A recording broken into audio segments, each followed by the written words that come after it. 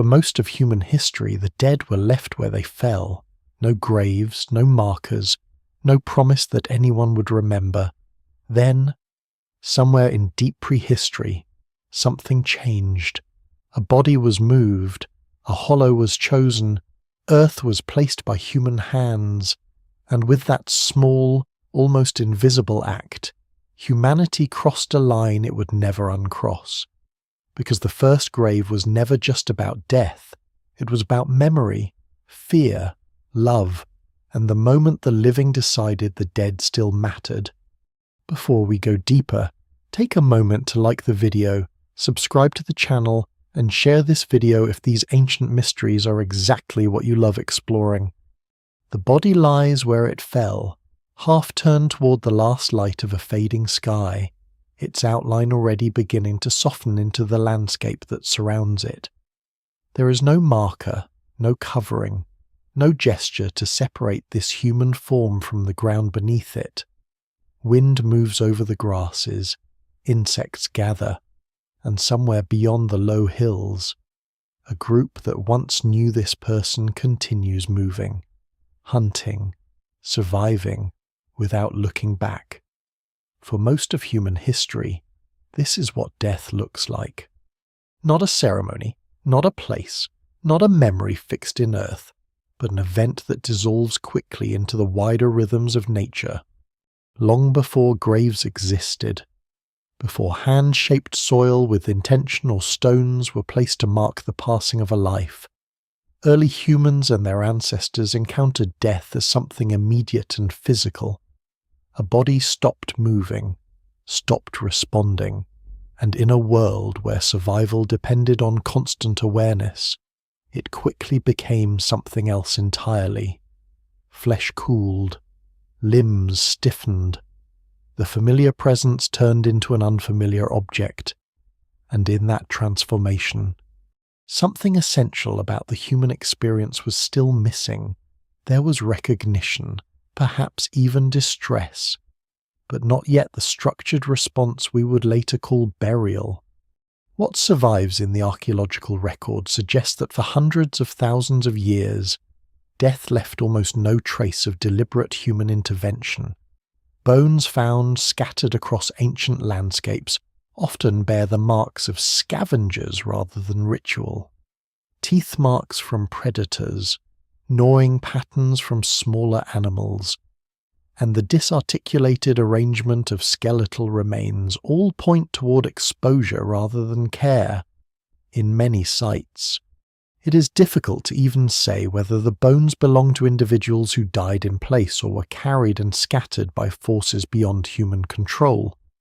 The evidence remains incomplete, but it leans toward a simple and unsettling conclusion: the dead were usually left behind. This is not necessarily indifference. It is something more complicated. Early humans lived in small, mobile groups, often under constant pressure from predators, climate, and scarcity. Carrying a body, staying in one place, or investing time in the elaborate treatment of the dead would have come at a cost. Time spent on the dead was time not spent on the living.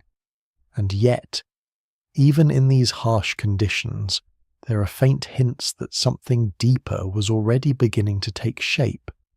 In some ancient sites, bodies appear to have been left in places that are not entirely random. Sheltered areas, shallow depressions, or locations slightly removed from the main path of movement suggest that even without formal burial, there may have been an early awareness that the dead should not simply remain where they fell. Whether this reflects practical concerns such as avoiding predators or disease or something more symbolic is difficult to determine. Scholars still debate how much intention can be read into these subtle patterns. The line between accident and choice is often blurred by time. There is also the question of recognition.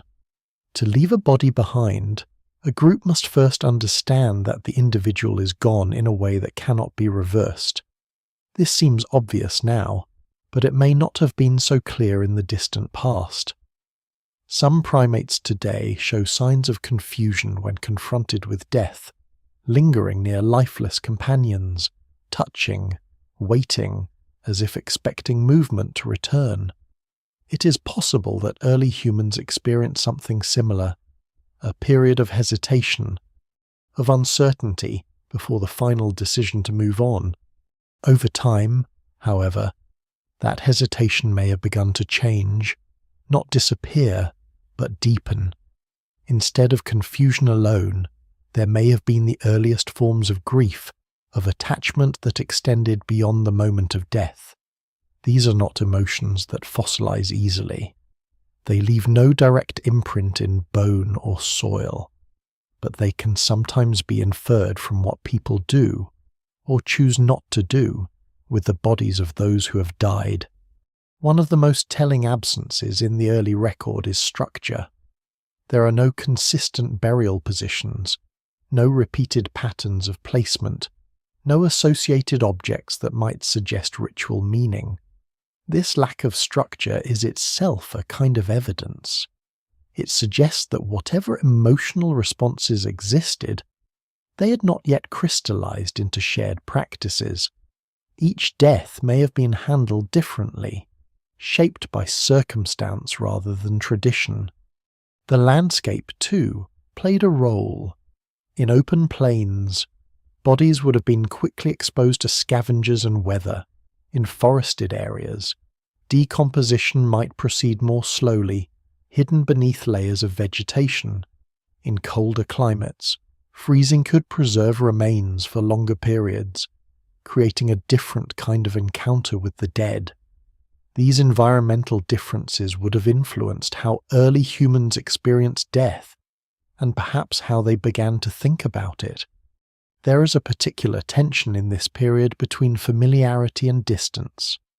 The dead are still physically present, still recognizable, but increasingly altered.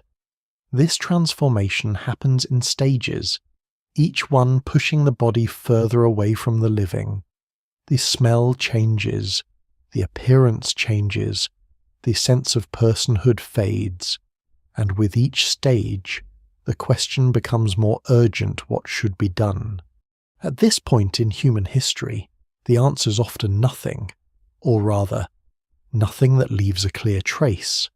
The group moves on, the body remains, the environment takes over, and yet, even in this apparent absence of action, there may be the beginnings of a new kind of awareness, the realization that death is not just an end, but a transition that demands some kind of response, even if that response is still undefined. There are also rare and ambiguous cases that complicate the picture. In a few sites, clusters of bones suggest that individuals may have been brought together after death, either by natural processes or by human hands. Some scholars argue that these could represent early forms of body collection or secondary treatment, where remains are gathered and placed in a particular location. Others caution that such interpretations may overstate the evidence, pointing out that water movement, animal activity, and geological processes can produce similar patterns. No single explanation fully accounts for these findings, and the debate remains ongoing. What is clear is that the idea of a grave, a place where a body is intentionally placed and covered, does not yet exist in any consistent or recognizable form. There is no sense of permanence, no attempt to mark or revisit the site. Death is an event that happens, not a state that is managed. The dead do not yet belong to a place. And yet, something is changing beneath the surface of this long, silent period. The absence of burial is not the absence of meaning. It is a stage in which meaning has not yet found its form. The experiences that will eventually lead to burial, the recognition of loss, the desire to remember, the need to separate the dead from the living are likely already present in some early form, even if they are not yet expressed through consistent actions. This makes the eventual appearance of burial all the more significant. When humans finally begin to dig into the ground, to place bodies with care, to return to the same locations again and again, they're not inventing something entirely new. They're giving shape to impulses that have been developing over vast stretches of time. The first graves are not sudden creations, but the visible result of a long and largely invisible process. Before that moment arrives, however, the world remains one in which death leaves little trace of intention. The body on the ground, the group moving away, the landscape slowly reclaiming what was once alive. This is the baseline from which everything else will emerge. It is a world without cemeteries, without mourning rituals as we understand them, without the idea that the dead should be given a defined place. And in that absence, there are a kind of silence, not just the silence of a life that has ended, but the silence of a question that has not yet been answered. What do the living owe to the dead? It is a question that will shape the rest of human history. But here, at the beginning, it lingers unresolved, carried forward by generations who feel its weight without yet knowing how to respond. At first, the change is almost too small to notice. A body is not simply abandoned where it falls, but moved a short distance away. A shallow hollow is used. Stones are placed nearby. Earth may be drawn over part of the limbs, whether to hide the dead from scavengers, to contain the disturbing transformation of the body, or because those who remain can no longer bear the sight of a familiar face becoming strange. The act is modest, practical on its surface, and yet it signals one of the quiet turning points in the human story. Somewhere in deep prehistory, death stops being only something that happens to a body and begins to demand a response from the living. This shift does not arrive everywhere at once, and it does not move in a straight line. Human groups across Africa and Eurasia live under very different conditions, carry different habits, and leave behind wildly uneven evidence. Some continue for long periods with no clear sign of deliberate treatment of the dead. Others begin, intermittently and ambiguously, to do something more. The record is patchy, the dates uncertain, and scholars still debate which cases represent true intention and which are accidents of geology or preservation. Even so, what survives in the record suggests that over time the dead begin to matter in a new way. Part of that change may come from a transformation in human social life itself, as early humans become more cooperative, more dependent on one another across longer stretches of childhood, injury, and age. The death of an individual acquires greater weight. In a small foraging band, every person represents skill, memory, knowledge of routes, seasons, plants, dangers, water sources, and social bonds. A death is not merely the loss of a body, it is the loss of a role. The silence left behind has shape. It affects movement, labour, protection, and the fragile emotional stability of the group. That alone does not create burial, but it may help explain why the dead begin to linger in the minds of the living. The body's no longer only a practical problem to be avoided, it becomes the visible remnant of a relationship. And relationships do not vanish as quickly as flesh. A hand that once made tools, gathered food, carried children, or touched the shoulders of companions now lies still in front of them. Something in the human mind begins to resist the speed of that disappearance. There are practical pressures as well. Bodies attract scavengers. They produce strong odours. They can contaminate water or campsites if left too close to places of repeated habitation. In cave mouths, rock shelters, or favoured seasonal camps, it may have become increasingly necessary to move the dead elsewhere or cover them in some way. One explanation for early burial, and one that many archaeologists take seriously, is that it begins as a matter of management rather than ceremony. The evidence remains incomplete, but this possibility cannot be dismissed. Not every grave begins in reverence. Some may begin in necessity. And yet, necessity does not fully explain the care visible in some of the earliest possible examples. When a body is placed in a flexed position, when the limbs appear arranged rather than scattered, when the dead are set into a hollow that seems prepared rather than accidental, the action carries quality that goes beyond disposal. It suggests attention. It suggests time taken. It suggests that even if no theology exists, even if no afterlife is imagined in a form we could recognize, the living are beginning to separate ordinary abandonment from a different kind of act. This is where the emotional dimension becomes difficult to ignore. Among modern humans, grief is not merely internal. It seeks expression through gesture, through repetition, through care directed toward what remains. While emotions do not fossilize, patterned behavior can hint at their presence. A body covered rather than exposed, protected rather than left open to scavengers, may reflect a desire that is both practical and deeply personal. To protect the dead is also, in some sense, to protect the memory of the person they were. There is a lesser known but revealing detail in this transition.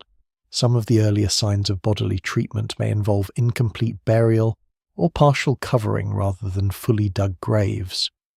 This matters because it suggests experimentation. Human groups may not have suddenly invented the grave in its finished form. Instead, they may have moved through a series of small steps dragging the dead into sheltered places, laying stones over them, tucking bodies into crevices, using natural hollows, and only much later digging pits deliberately shaped for the task. Burial, in this sense, is not a single invention, but a gradual accumulation of choices. The body itself may also have changed meaning as human cognition changed. A more developed sense of self, kinship, and memory would make death harder to absorb as a purely biological fact. If the living increasingly see themselves as members of enduring social worlds, then the dead are not just gone, they are absent from a structure that still remembers them, a group that can imagine yesterday clearly, that can anticipate tomorrow. May also begin to feel the weight of a person who belongs to both but no longer stands in the present. Some scholars connect this shift to the expanding symbolic capacity of Homo sapiens and perhaps, in some regions, late archaic humans as well. The evidence for symbolism in deep prehistory includes pigments, engraved objects, personal ornaments, and complex use of space, though these do not appear everywhere at the same time. Burial may belong to that same broad transformation, the slow emergence of behaviors that treat the world not only as immediate environment, but as something layered with meaning. No single explanation fully accounts for this development. Practical disposal, social attachment, cognitive complexity, and emotional response may all be working together. The environment continues to shape what is possible. In softer soils, a shallow pit can be dug with stone tools, hands, antler, or wood. In rocky terrain, burial is more difficult, which may push groups toward caves or crevices. In colder ground, the labour becomes harder still. The form of early mortuary behaviour likely varies widely, because the land itself offers different options. This helps explain why the archaeological record is so uneven. Some practices leave clear traces, others leave almost none. A body placed in a natural hollow and lightly covered may disappear almost completely after tens of thousands of years. There is also the problem of intention, always hovering over the earliest evidence like mist. A body found in a depression does not automatically prove burial.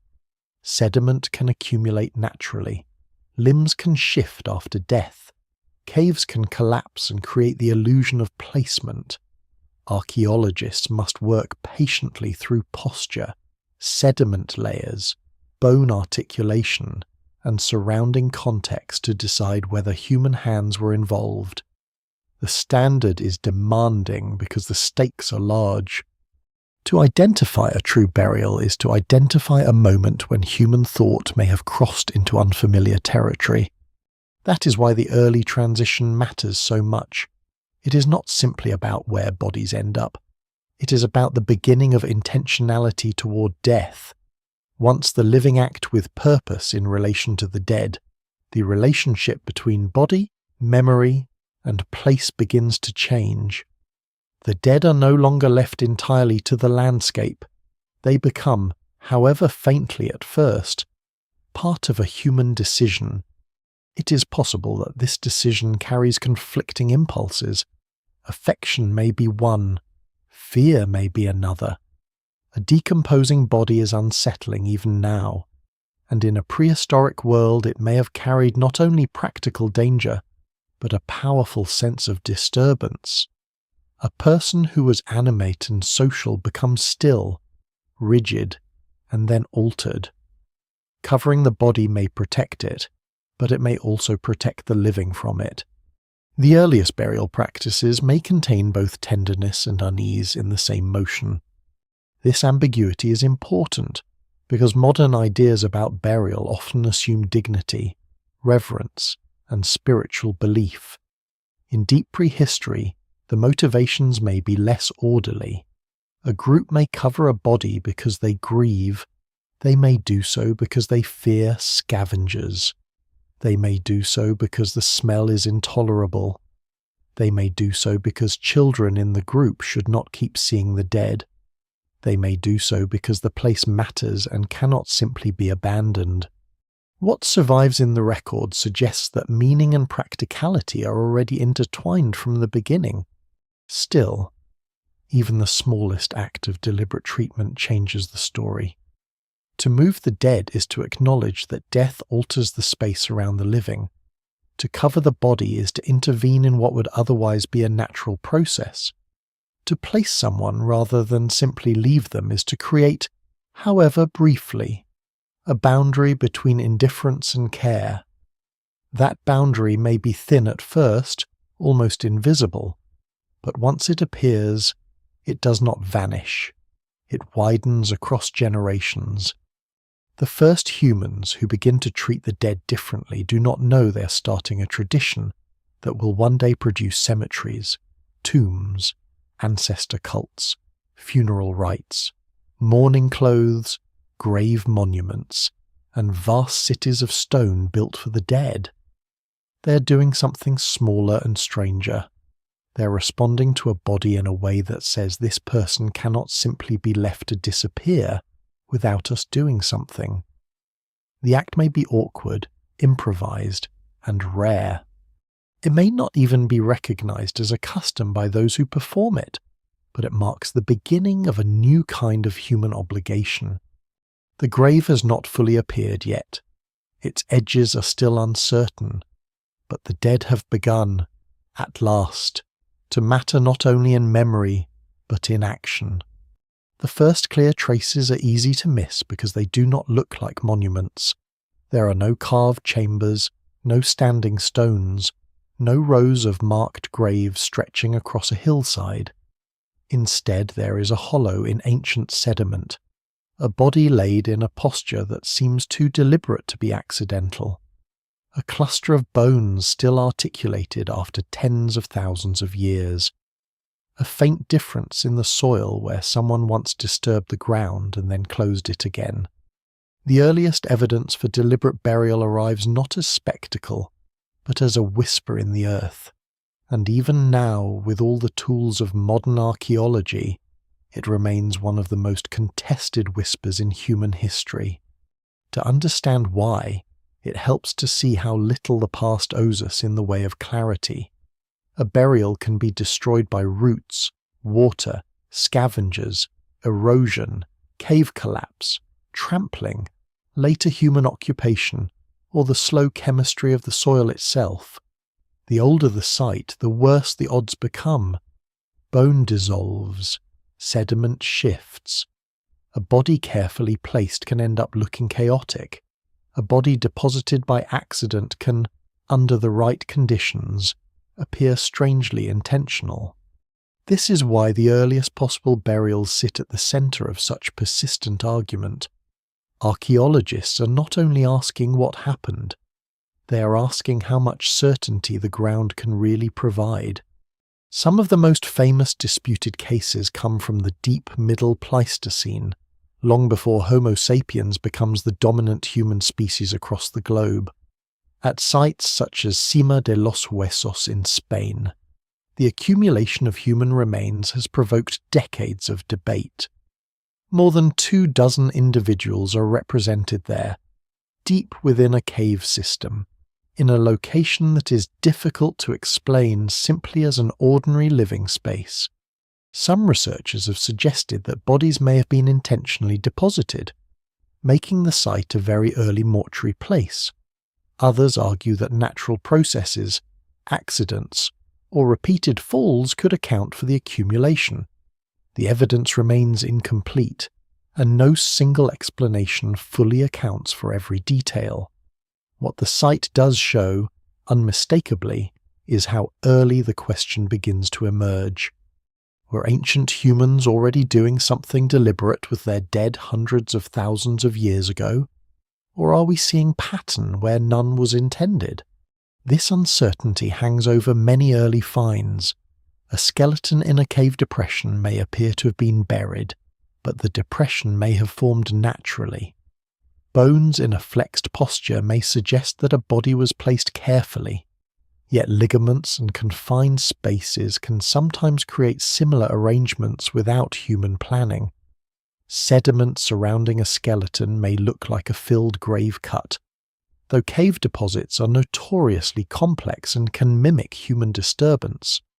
The threshold for calling something a burial is therefore much higher than it may seem. Archaeologists look for articulated skeletons, grave cuts, unusual body positioning, repeated spatial patterns, signs that the body was protected from scavengers, and surrounding contexts that make random deposition unlikely. Even with those standards, the earliest accepted cases are often defined less by certainty than by accumulating probability. One of the strongest broad patterns is this when a skeleton is found largely intact, in anatomical order, within a contained space, and in a posture that appears arranged rather than collapsed. Deliberate placement becomes increasingly likely. That does not automatically mean ritual in the rich later sense. It may mean only that someone put the body there and covered it, or sheltered it, or left it in a space where decomposition could occur undisturbed. But even that matters enormously. It marks the difference between death as abandonment and death as management by human hands. Among Homo sapiens, some of the earliest widely discussed burials come from the Levant and Africa, though the record is uneven, and dates are often revised as techniques improve. Sites such as Skul and Kafse in present-day Israel have long been central to this story. There, anatomically modern humans dating back roughly 100,000 years or more appear in contexts that many researchers interpret as deliberate burials. Bodies are found in pits or depressions, sometimes in flexed positions, sometimes associated with unusual objects such as deer antlers. These cases are not free from dispute, but they are among the most important clues that early modern humans were beginning to treat the dead with intention. What makes these finds so powerful is not only their age, but their restraint. There is no grand display, no architecture, no written explanation, just the body, the ground, and the fact of placement. One lesser known but revealing detail is that some of these skeletons show careful positioning of limbs and heads that would be difficult to explain through chance alone. In at least a few cases, the body seems to have been laid as a body, not simply dropped as an object. That distinction, small as it sounds, carries enormous weight. It suggests that the dead individual remained, for a little while longer, socially recognizable. Yet even here, scholars remain cautious. A pit does not always equal a grave. An associated object does not automatically prove symbolism. A body in a cave may have been placed there for reasons that were practical rather than spiritual. The temptation to read fully developed human meaning into these early finds is strong, but the evidence does not permit such confidence. What survives in the record suggests intention, but intention can exist without religion, without formal ancestor worship, without a clear concept of afterlife. The first burials may have been emotionally charged and cognitively significant, without resembling later funeral traditions in anything but outline. This is part of what makes them so haunting. They sit on the edge of something, not yet fully symbolic in the way later graves will become, but no longer merely biological disposal. They are transitional acts, and transitional acts are always hard to classify.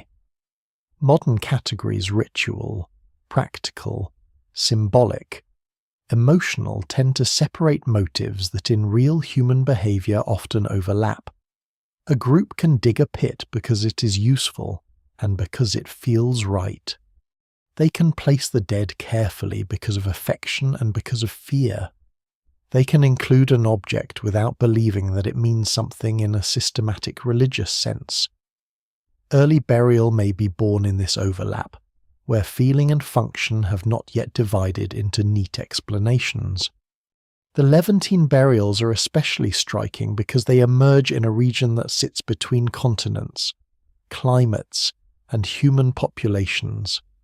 This is a landscape of movement, contact, and repeated occupation, where caves preserve traces of lives lived in pulses across immense spans of time. In such places, burial is not just a local curiosity. It becomes part of a broader pattern in which humans are using space differently, returning to sites, organizing activity, and perhaps beginning to separate particular places for particular kinds of acts. The dead are not yet gathered into cemeteries, but neither are they entirely surrendered to randomness. Africa adds further complexity.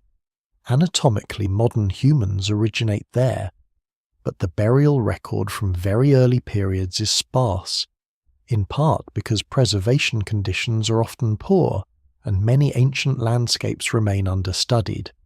This means the earliest burial traditions may have deeper roots than the current evidence shows. Absence of evidence is not evidence of absence, especially in paleoanthropology, where entire chapters of human behavior can vanish if bone decays or sediment erodes.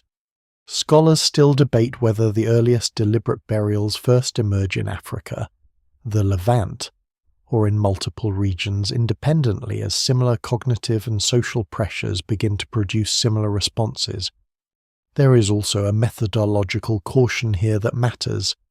The history of archaeology is filled with overconfident interpretations later revised or abandoned. Some early excavators identified burials where modern standards would see only ambiguous deposition.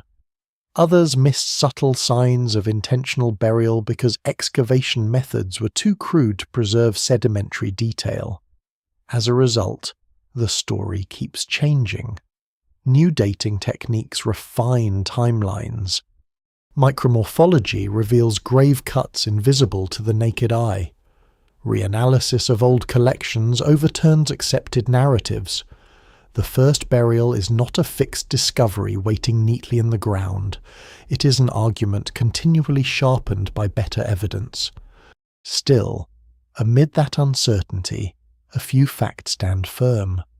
By roughly 100,000 years ago, and likely earlier in some form, certain humans are clearly doing more than leaving bodies where they fall. They are placing them, protecting them from disturbance, sometimes curling them into positions that suggest attention, sometimes associating them with objects or animal parts that may carry meaning. These acts do not yet form a universal human behaviour. They remain rare, regionally varied, and archaeologically fragile. But they are real enough to force a conclusion something fundamental has changed. The dead now leave behind not only bones, but decisions. Human minds are intervening between death and decay. Ground is being altered, bodies are being arranged, a place is being made, however simple, where the dead are not just found but put. That word matters. Put. It implies agency. It implies pause. It implies that someone stood over the body and chose. And perhaps that is the true importance of the earlier silent evidence. Not that it proves the first theology, or the first morning rite, or the first belief in a world beyond death. The evidence is far too thin for such claims. Its importance lies in something both smaller and deeper. It shows that some humans begin to treat death as a moment requiring form, not just reaction, not just retreat, but form. A body is given position, boundary, and in the faintest sense, place. Once that begins, however quietly, the human world is never quite the same. The dead have entered the landscape differently now. They do not merely vanish into it. They are being set within it by the living, and the earth is beginning to remember. At first glance, a cave seems like the simplest place in the world to leave the dead. It is sheltered, enclosed, already separated from the open landscape. It protects a body from weather, from direct sunlight, from some scavengers, and perhaps from the eyes of those who do not wish to see it again. But that same convenience creates one of the hardest problems in the archaeology of early burial. Caves gather things. They trap bones, sediment, water, collapsed stone, animal remains, and human debris over immense stretches of time. They preserve, but they also confuse. So when a skeleton appears in a cave hollow, partly cradled by earth, limbs bent, head turned, spine still joined in sequence after tens of thousands of years, the question is never only what happened here. The question is whether the cave itself has staged the illusion of intention.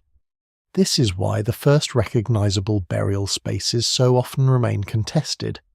A shallow pit dug into a cave floor can, after many millennia, look almost indistinguishable from a natural depression. A body carefully laid on one side may later slump, collapse, rotate, or flatten as soft tissue disappears. Falling sediment can mimic deliberate covering. Flowing water can rearrange bones just enough to suggest the opposite of what truly happened. Archaeologists therefore work against a constant danger seeing ritual where there was none, or missing it where it once existed in fragile form. And yet some cave burials resist dismissal. Their force lies not in one dramatic detail, but in the way several clues align. The skeleton is articulated, meaning the bones are still in the right order, as if the body decomposed in place rather than being scattered. The limbs are flexed in a posture too compact to be the random result of collapse alone. The surrounding sediment looks disturbed in a bounded shape, suggesting that earth was once cut and then replaced. The body lies apart from ordinary occupation debris, in a zone not used for daily living. No single feature proves burial on its own, but when they converge, the case strengthens. Human hands begin to appear not directly, but through the pattern they leave behind. Shallow pits matter here because they represent a threshold between using the land as it is and altering it for the dead. A natural hollow requires selection. A pit requires labour. Even a small one means that someone, using hands, stone, wood, or bone, breaks the ground, prepares a space, lowers a body, and covers it again. This is not architecture in the grand sense. It is more intimate than that. It is a modification of the Earth just large enough for one person. The scale is small, but the meaning may be enormous. For perhaps the first time, humans are making a place whose purpose is not shelter, food processing, or tool making, but the management of death. Some of the clearest examples of this uncertain threshold come from cave and rock shelter sites across the Levant, Eurasia, and parts of Africa.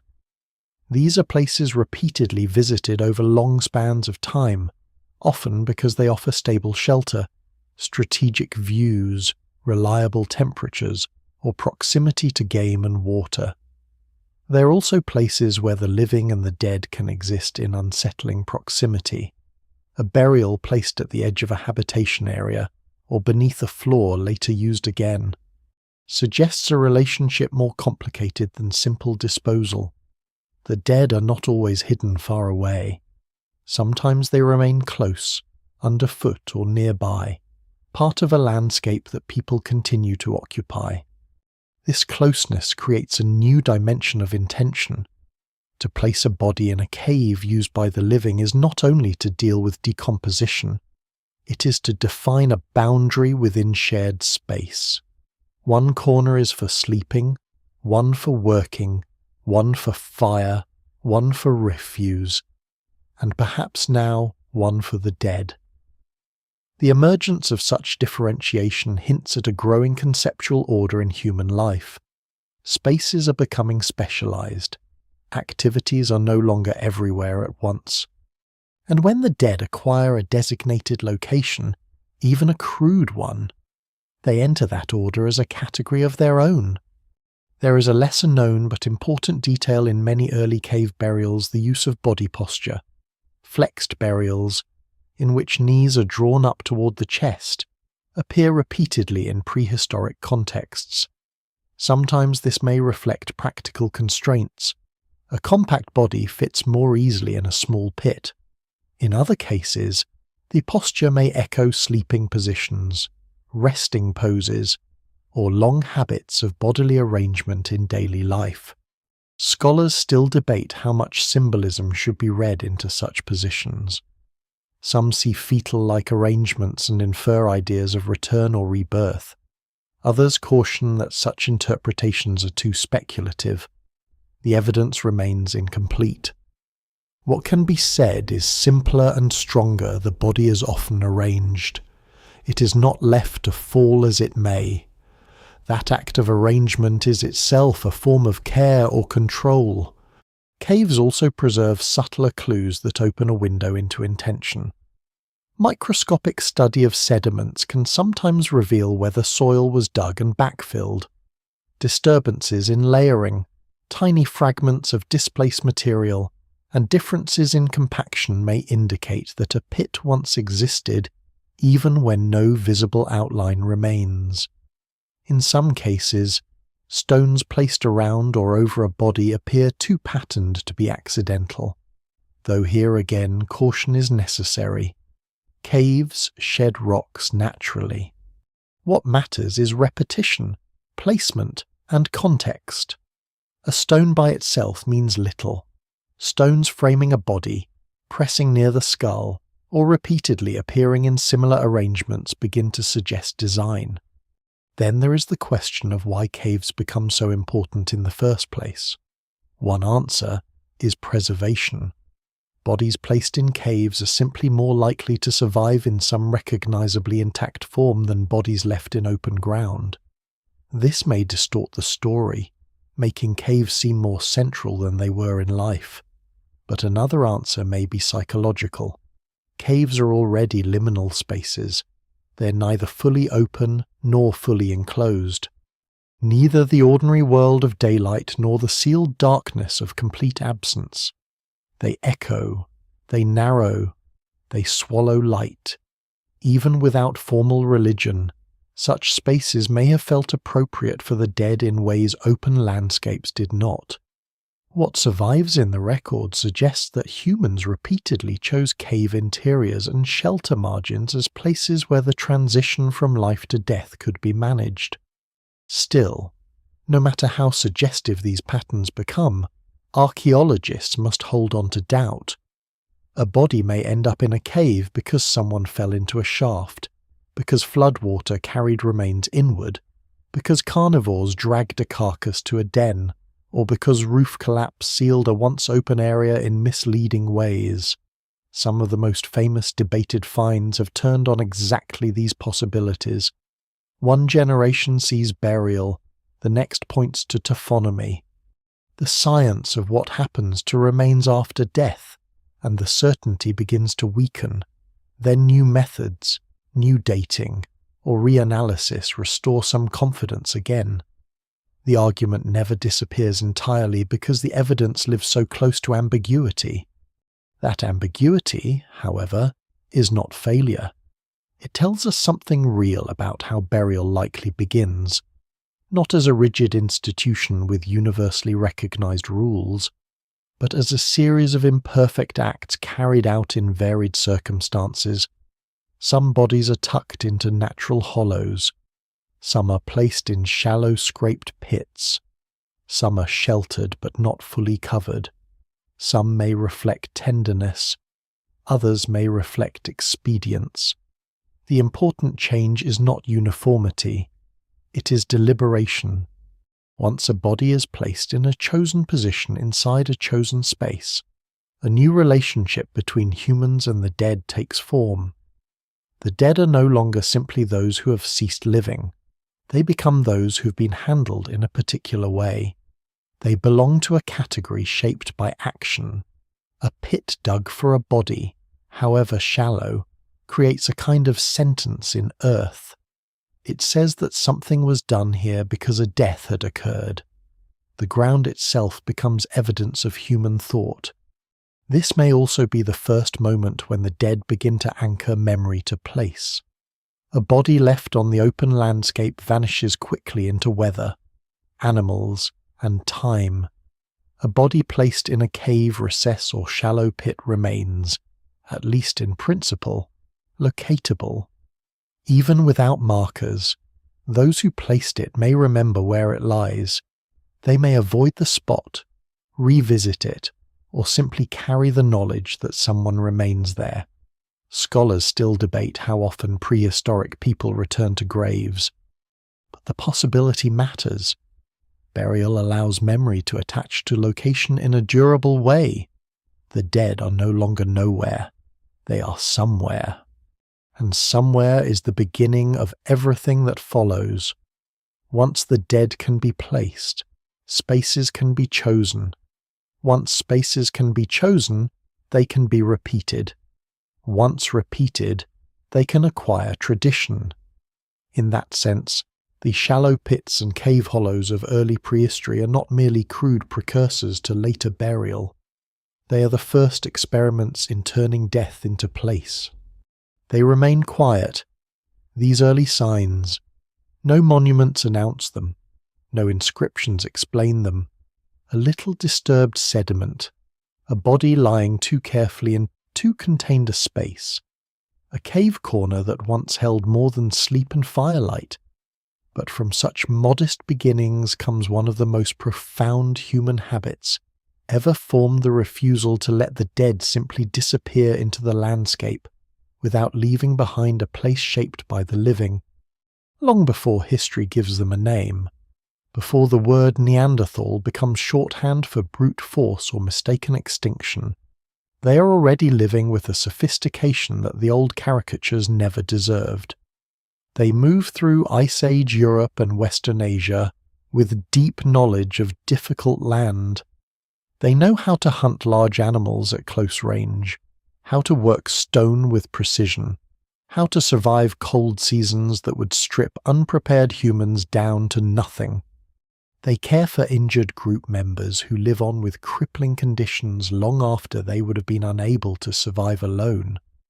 And somewhere within that long record of endurance appears one of the most haunting questions in prehistory. Did Neanderthals also begin to bury their dead? The question matters because burial has often been treated as a threshold of mind. If Neanderthals buried intentionally, then the old story that makes symbolic thought the exclusive achievement of Homo sapiens becomes much harder to defend. It would suggest that another human species, close to us but not identical, also crossed into a realm where the dead were treated as more than abandoned remains.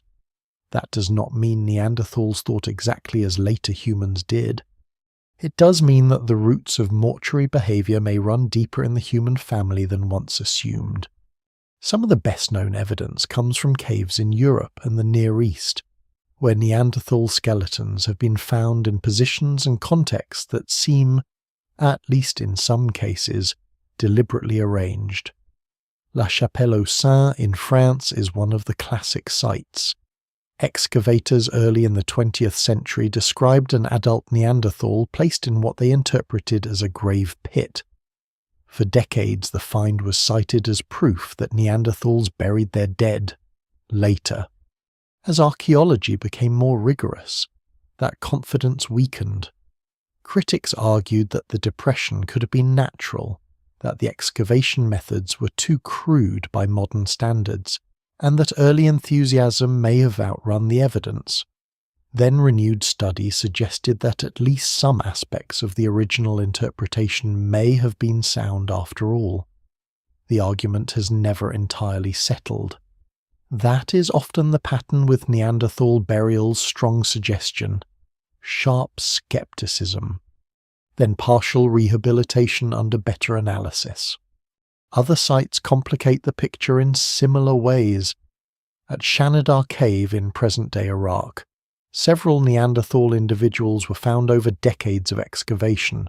One of them, Shanidar 4, became famous for the claim that pollen found around the body indicated flowers had been placed in the grave, giving rise to the enduring image of the flower burial. It was a powerful idea and a deeply attractive one. Neanderthals mourning their dead with blossoms in a cave of shadows. But later work cast serious doubt on that interpretation, suggesting that rodents, not mourners, may have introduced much of the pollen. The evidence remains incomplete, and the flower story is now widely treated as disputed rather than established. Yet the body itself, along with other individuals from the cave, still raises the harder question of intentional placement. Even when the romantic details fall away, the underlying puzzle remains. What makes Shanidar especially compelling is not merely burial, but context. Several Neanderthal individuals appear in the same cave over time, some with signs of injury, disability, or survival under heavy strain.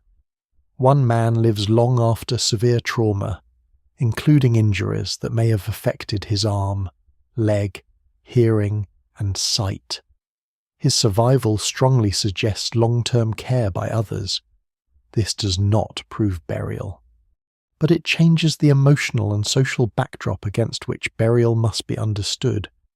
A species capable of sustaining the injured for years is already living in a world shaped by obligation, patience, and social memory. The treatment of the dead in such a world cannot be dismissed lightly. There are also finds from sites such as Kibara Cave in Israel, where a Neanderthal skeleton appears in a context that many archaeologists interpret as deliberate burial. The body's relatively complete and articulated, suggesting that it decomposed where it lay rather than being scattered or dragged by scavengers. The placement seems more orderly than chance alone would easily explain. At the same time, as always, caution remains essential. Cave sediments shift. Depressions can be misleading. Some parts of a body preserve better than others for reasons unrelated to intent. Scholars still debate individual cases because the standards have to be high. To claim deliberate burial is to claim that Neanderthals altered the landscape and handled death in meaningful ways. The surprising thing is not that the evidence is uncertain. In prehistory, uncertainty is normal. The surprising thing is how often the evidence returns to the same possibility, again and again. Neanderthal remains appear in caves and shelters in positions that invite the burial hypothesis.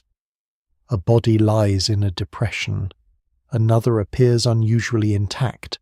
Another is located apart from ordinary occupation debris. No single case closes the argument. Together, however, they create a pattern that is difficult to ignore. What survives in the record suggests that at least some Neanderthal groups may indeed have treated their dead deliberately. If so, what did that treatment mean? Here the ground becomes more uncertain than ever. Deliberate burial is not the same as symbolic burial, and symbolic burial is not the same as religion. A body can be placed in a pit for sanitary reasons, to keep scavengers away, to reduce the smell in a confined living space, or because the sight of the dead has become intolerable. Practical motives and emotional ones may have merged.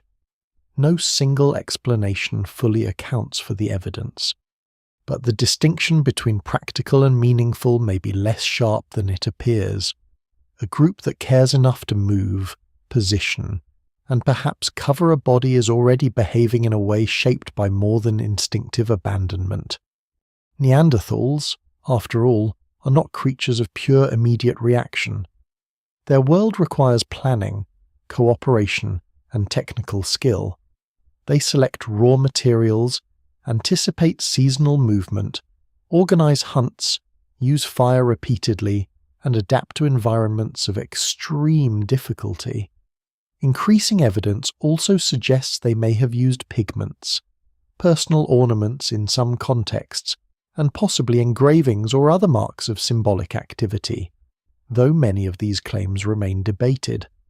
Burial belongs within this broader reconsideration. The old version of Neanderthals as cognitively flat and emotionally limited no longer holds. The species appears, instead, intensely human in many of the ways that matter most, even if not identical to us. One lesser-known detail adds depth to the picture. Some Neanderthal burials, or probable burials, involve children. The treatment of juvenile remains is especially telling, because children often evoke distinctive social responses. If a young body is found deliberately placed, protected from scattering, or associated with a prepared space, the act carries a weight that pure expedience struggles to explain. Practical disposal may account for some adult burials in busy cave settings, but the care shown to children in several prehistoric contexts, whether Neanderthal or early modern human, suggests that emotional attachment and mortuary behavior are closely linked from an early stage. Still, no honest account can overstate the case. There is no uncontested Neanderthal cemetery in the later sense, no clear series of richly furnished graves, no written testimony, no repeated iconography explaining what they believed about death. The archaeological traces are sparse, site-specific, and vulnerable to reinterpretation. Some scholars remain skeptical that any Neanderthal burial can be proved beyond serious doubt. Others accept several cases as strong evidence of intentional interment. Most occupy a middle ground, willing to say that the best supported examples likely reflect deliberate disposal or burial, while resisting claims about elaborate ritual or spiritual doctrine. That caution is not weakness, it is what the evidence demands. But even the cautious version of the story is remarkable enough. Imagine a cold cave at the edge of a hunting landscape. Firelight has faded low.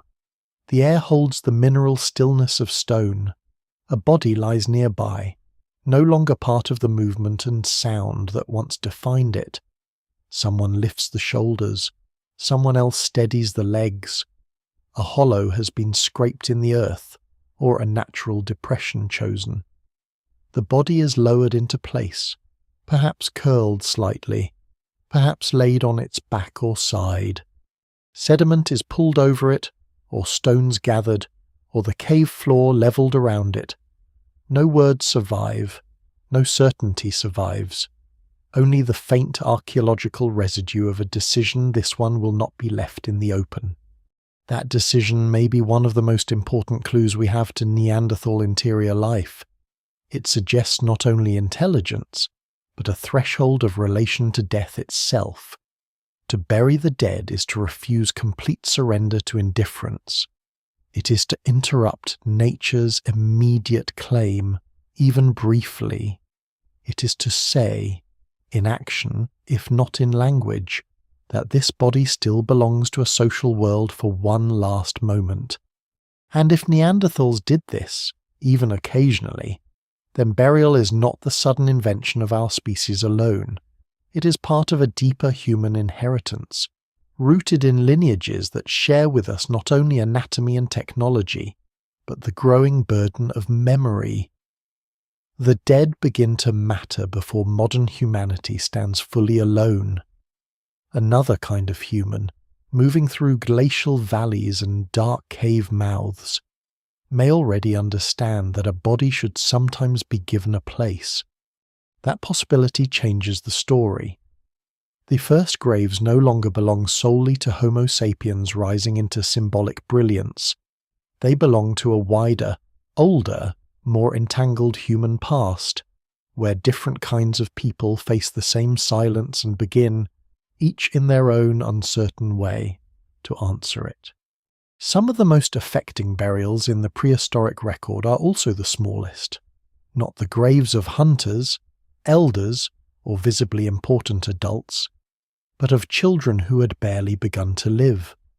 Tiny skeletons curled into shallow pits, infants placed beneath shelter floors, young bodies accompanied by ochre, shells, antlers, beads, or tools far too large for their hands. In these graves, the practical logic of disposal becomes harder to keep separate from grief. A dead child does not threaten the camp in the same way a decomposing adult body might. It does not require the same labor to move. And yet, in many early burial contexts, children are treated with a care so visible that even the most cautious archaeological reading begins to brush against something deeply emotional. This does not mean that every child burial is automatically ceremonial, or that prehistoric people love children in ways identical to modern expectations. That would be too simple. Childhood in deep prehistory is precarious.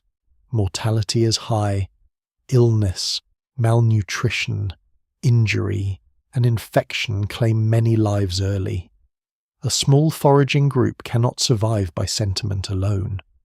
And yet what survives in the record suggests that the death of the very young often provokes some of the clearest acts of deliberate burial. It is one of the striking contradictions of early mortuary behavior. The most fragile lives sometimes leave the strongest evidence of care. Part of that may be because children concentrate the emotional stakes of kinship. In societies without written memory, inheritance documents, or fixed monuments, continuity lives in bodies, in resemblance, in teaching, in the future presence of those not yet grown. A child is not only an individual, a child is a promise carried by the group. The death of a young child collapses something larger than a single life. It interrupts expectation itself. Burial, in that setting, may become one of the first ways a community gives form to a loss that otherwise resists usefulness, explanation, or repair. Some of the earliest and most discussed cases come from Upper Paleolithic and Late Middle Paleolithic contexts, though the pattern likely begins earlier than the record can currently show. At Kafze in the Levant, one of the most important early Homo sapiens burial sites, a child appears in a grave context with unusual associations. The details remain debated, but the deliberate placement of juvenile individuals at such sites has long drawn attention because of how intentional the burials seem. In later Paleolithic Europe, child burials become even more elaborate in some cases, with ornaments, pigments, and careful body arrangement. These later examples do not tell us exactly what the first child burials meant, but they do show that children occupy a special place in mortuary behaviour very early on. A lesser-known but significant detail is that many child burials appear in spaces close to the living. Infants and very young children are sometimes buried within habitation areas, beneath floors, near hearths, or at the margins of domestic space. This is a pattern seen in many later Neolithic and Bronze Age societies as well, but its roots may extend much deeper. The placement matters. It suggests that the dead child is not always being removed from the community. In some cases, the child is kept within it, held close to the place where life continues. Scholars still debate whether such placement reflects practical convenience, emotional attachment, ideas about household ancestry, or beliefs too fragmentary for us to reconstruct. No single explanation fully accounts for the pattern, but the closeness itself is revealing. The smallest dead are not always sent away. There is also the question of investment. To bury any body takes time and labour. To add pigment, beads, shells, animal parts, or specially placed stones requires more. When such treatment appears around children, archaeologists are forced to consider social meaning. A child too young to earn status through hunting skill, leadership, or knowledge may still receive a distinctive burial. That raises difficult possibilities. Perhaps status could be inherited, already present in the child through family ties. Perhaps the burial reflects the depth of grief felt by caregivers. Perhaps some children were marked as socially special for reasons lost to time. The evidence remains incomplete, but these graves make one thing: plain burial is not only about what a person achieved in life, it is also about what their death means to others. This is especially visible in burials involving infants. In the archaeological record, infant bones are notoriously difficult to preserve. Their skeletal elements are fragile, easily destroyed by soil chemistry, disturbance, or excavation itself. When infant burials do survive, they therefore deserve special attention. They may represent only a tiny fraction of what once existed. What survives in the record suggests that very young children were sometimes wrapped, placed in containers, or laid in small prepared spaces that indicate deliberate treatment. These burials are easy to overlook because of their scale, but they carry enormous weight. To make a grave for a being who lived only briefly is to insist that even a short life leaves a social absence. There may be another reason children appear so prominently in early burial evidence. Adults can be lost in mobility, danger, and landscape in ways children cannot. An adult may die far from camp in a hunt, storm, or accident and never be recovered. A child is more likely to die within the group's immediate orbit. That alone would increase the chances of burial. Yet this practical factor does not explain the visible care in body arrangement and associated objects. It only helps us understand why the dead child is often physically available to be mourned, handled, and buried. Once present, the child's body seems to evoke responses that leave unusually strong traces. There is something else here as well, something harder to measure but impossible to ignore. Children often expose the symbolic dimension of burial more clearly than adults, because they are harder to place within purely utilitarian logic. A dead hunter may be buried because his body is large, dangerous to leave, or socially important in practical terms. A dead infant is none of those things. To paint the body, to place shells or ochre near it, to arrange it carefully in a small hollow, or to bury it under the shelter where others sleep suggests that the burial is about relation, not just management.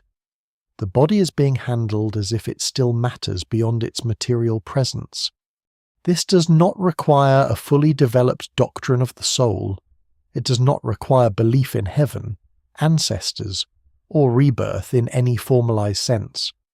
Those are later structures, shaped by societies far more complex and better documented. What child burials may reveal is something more elemental, that humans begin to experience some deaths as demanding tenderness. Not just resolution, not just concealment, but tenderness. The earth receives the body, but only after the living have intervened in a way that says this loss is not ordinary. In some cases, these burials may also reveal the beginnings of family-based remembrance. A child buried near a dwelling or in a repeated living space creates a physical point of memory. Parents, siblings, or kin may know exactly where that child lies. Even if no visible marker survives, the location itself holds the absence in place. This is one of the subtle but profound ways burial changes human life. It anchors grief. It allows loss to remain somewhere rather than nowhere. And for small-scale prehistoric communities, that anchoring may be especially powerful because memory is carried directly in people and places, not in text. Archaeologists must still proceed carefully. A small body in a pit is not automatically evidence of deep symbolism. Objects found nearby may have shifted from later layers. Pigment may have natural explanations in some rare cases. The shape of a grave may be less clear than first reported. Early excavations often fail to record infant remains adequately, distorting the pattern. Yet even with all those cautions, the broader impression is unmistakable. Some of the clearest early signs of deliberate burial involve the very young, and those signs often carry a degree of care difficult to reduce to convenience alone. This matters because it pulls burial firmly into the realm of social feeling. The first graves are not only about the emergence of abstract thought or ritual performance, they are also about attachment under pressure. A prehistoric group can endure hardship, hunger, cold, migration, and danger, and still stop long enough to make a place in the earth for a child. That pause is one of the strongest clues we have that burial begins not at the edges of human experience, but near its center. The dead child, more than almost any other figure in prehistory, makes the invisible visible. In that small grave lies evidence that the living are beginning to act as though relationship does not end the instant breath does. The body is still touched, positioned, protected, perhaps adorned. A child who can no longer be carried is instead given to the ground with deliberation. The action is simple, but it reveals a vast change. The grave is becoming a place where love, status, memory, fear, and sorrow all begin to gather, even when the life being buried barely had time to unfold. And because of that, the earliest burials of children may be among the clearest signs that humans are no longer merely coping with death. They are beginning, however awkwardly, to answer it. The grave is still shallow, the earth is still close, but now something else begins to appear beside the body. A smear of red across bone or sediment, a cluster of shells carried farther inland than chance can explain. The antler of a deer placed where no animal died, a stone tool laid near a hand that will never use it. At first these objects are rare, almost hesitant, as if the living are still testing how much meaning the dead can hold. Yet once such things enter the burial space, the first graves become something more than places of placement. They become places of selection. Someone chooses what goes with the body. Someone decides that death does not end with the body alone. Ochre is often the most striking of these additions, not because it is always present, but because when it appears it seems so deliberate. Red mineral pigment has a long history in human life. It can be used for body decoration, hide processing, adhesives, surface treatment, and perhaps symbolic marking. But when it stains the bones of the dead or the sediment around them, it takes on a particular force. Its colour evokes blood, warmth, and life. Though such associations must be handled carefully, scholars still debate exactly what ochre meant in prehistoric burial. It may not have meant one thing at all. In some contexts, it may reflect practical use or incidental transfer from daily life. In others, the concentration and placement are hard to dismiss as accidental. What survives in the record suggests that red pigment was sometimes applied or scattered in ways that made the dead visually distinct. That distinction matters. To colour the burial space is to alter it beyond necessity. A body can be hidden or protected without pigment. Ochre adds no obvious sanitary advantage. Its presence, therefore, opens a window into the expanding human capacity to mark certain acts as different from ordinary tasks. The dead are not only placed, they are transformed in appearance, however slightly. The grave itself becomes a scene arranged for more than disposal. One of the most important early examples comes again from Kafse, where several Homo sapiens burials appear to involve ochre and unusual associations. The evidence remains debated in detail, but few archaeologists now dismiss the broader pattern. By the Middle to Upper Paleolithic transition, some human groups are occasionally treating graves as spaces where colour, objects, and body arrangement matter together. This does not yet amount to a formal religion. It does not prove belief in an afterlife in any structured sense, but it does show that the dead are entering a sphere where material additions can carry social weight.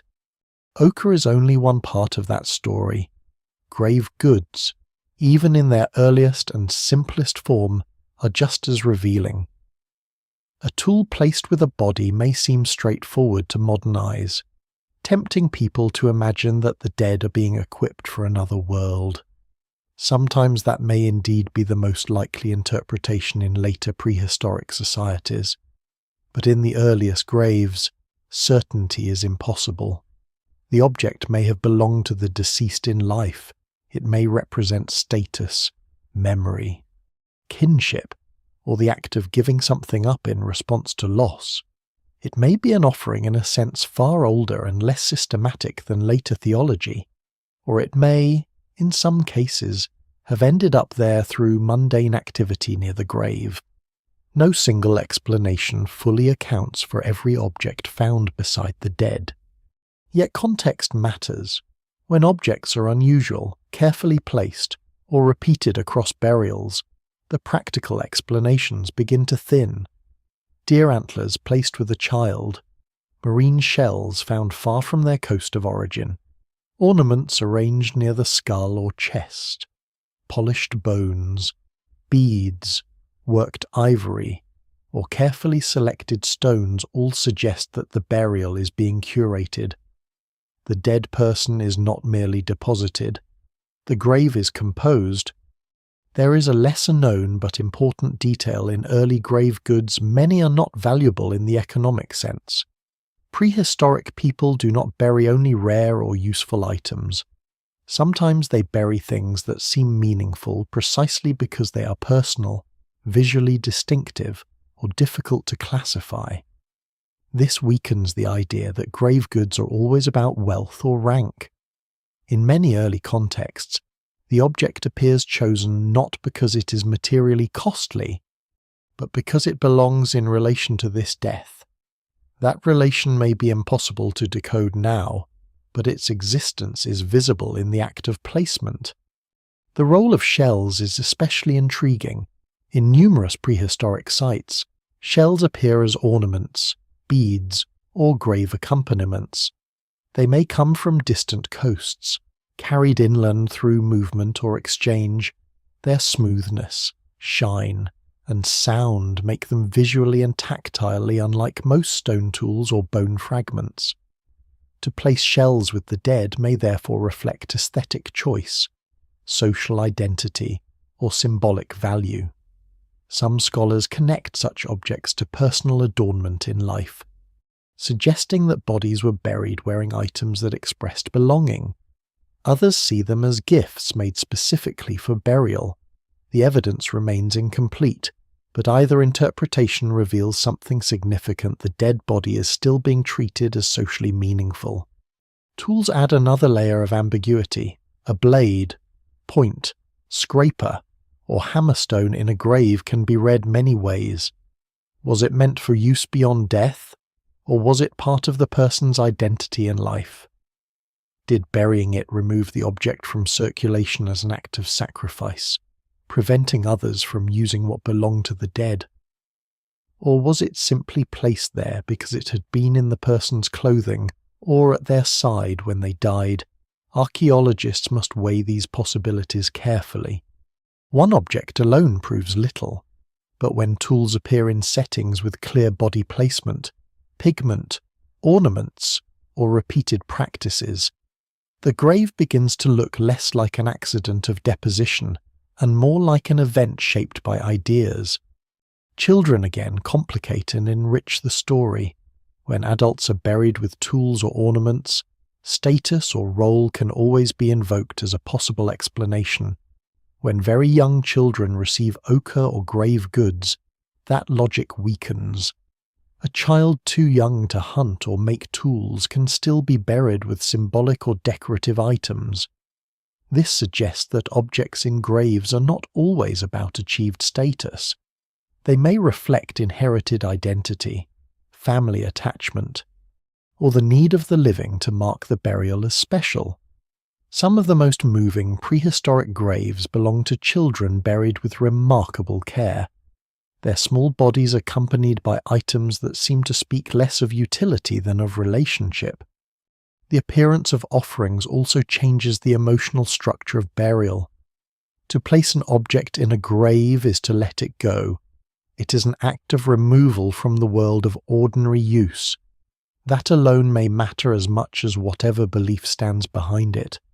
A tool buried cannot be used again. A bead placed with the dead is no longer part of the living body that once wore it. The object enters the grave and remains there, disappearing with the person. In that sense, grave goods are not only about the dead, they are also about the living accepting a loss by surrendering something material to it. This may be one reason early offerings are often modest. The first grave goods do not need to be abundant to be meaningful. In fact, their restraint may reflect the uncertain stage of burial itself. Human groups are still experimenting with what it means to formalize death. They have not yet built elaborate mortuary systems, but the instinct to add something, to mark the body with color or place an object beside it, reveals that burial is becoming expressive. The grave is no longer only a container, it is becoming a statement, however quiet and incomplete. There are, of course, limits to what archaeology can recover.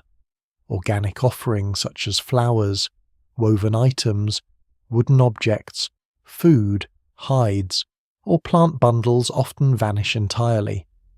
The famous Neanderthal flower burial at Shanidar remains disputed, and most archaeologists rightly treat such claims with caution. But the broader point survives even if specific examples collapse under scrutiny.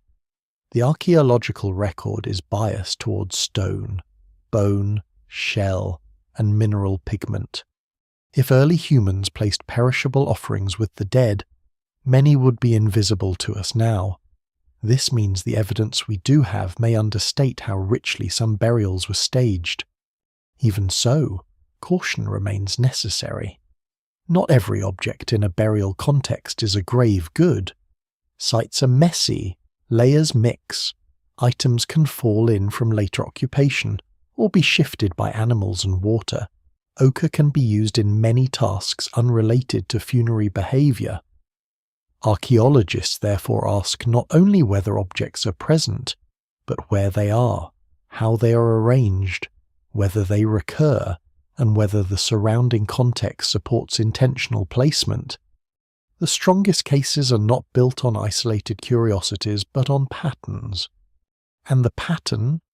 faint but undeniable, is that some early humans begin to send the dead into the ground with more than a body. Red pigment, shell, antler, bead, tool, stone. Each item is small. Together they represent something large. Burial is becoming an act through which the living express distinction, memory, obligation, and perhaps belief. The grave begins to hold not only remains, but choices about what remains with them. That is the turning point hidden inside these early editions. Once the dead can receive objects, they are no longer merely absent persons or managed bodies. They become beings toward whom action can still be directed. Something can still be given. Something can still be done for them. Whether that impulse comes from grief, fear, respect, love, tradition, or all of them at once, it marks a deepening of the human response to death.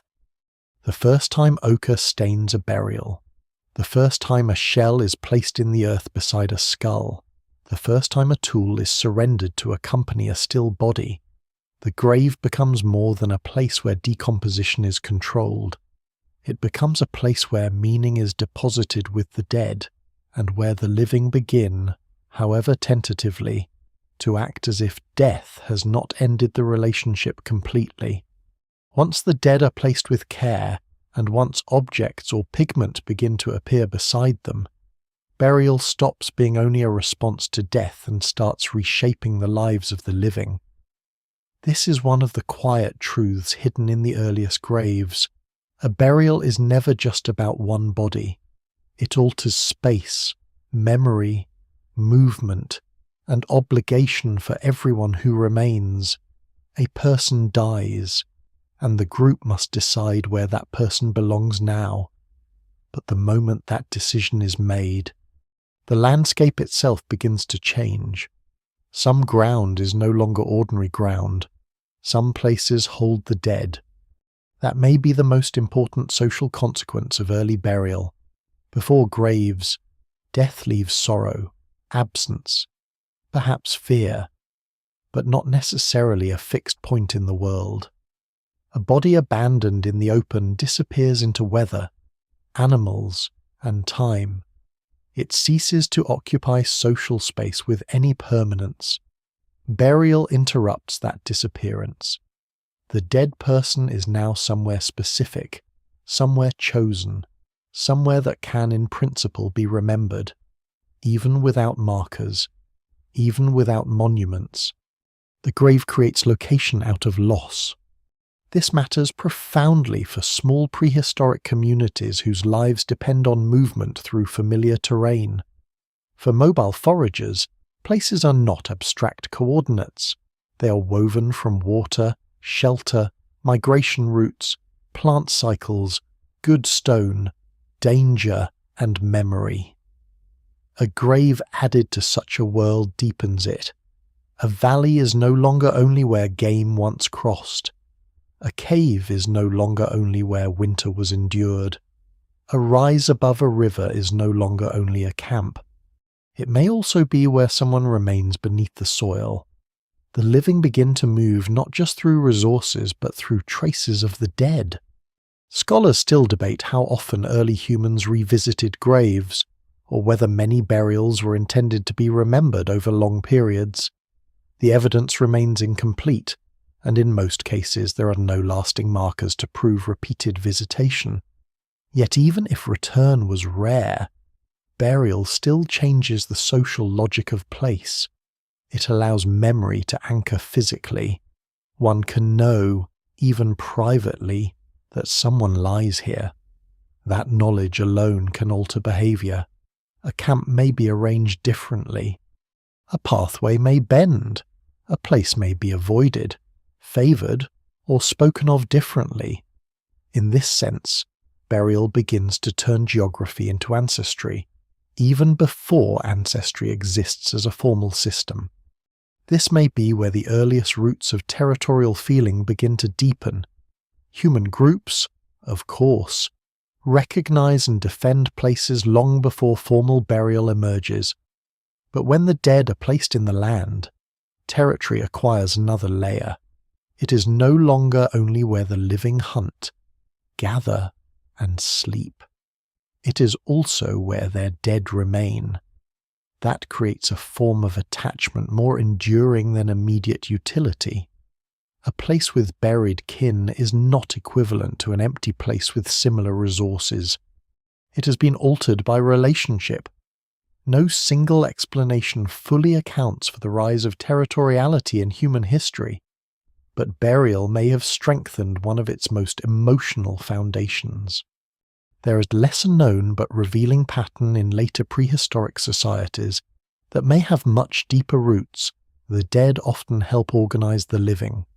Houses are built over burials. Settlements cluster near ancestral graves. Repeated burial grounds become centers of return, even for mobile groups. These developments are much clearer in later periods, especially among Natufian and early farming communities, but the social principle may begin much earlier. Once the dead are given place, they begin to exert a quiet influence on where the living remain, gather, and remember.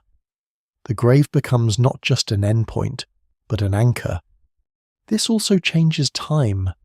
Before burial, memory is primarily carried in story, gesture, and the bodies of survivors.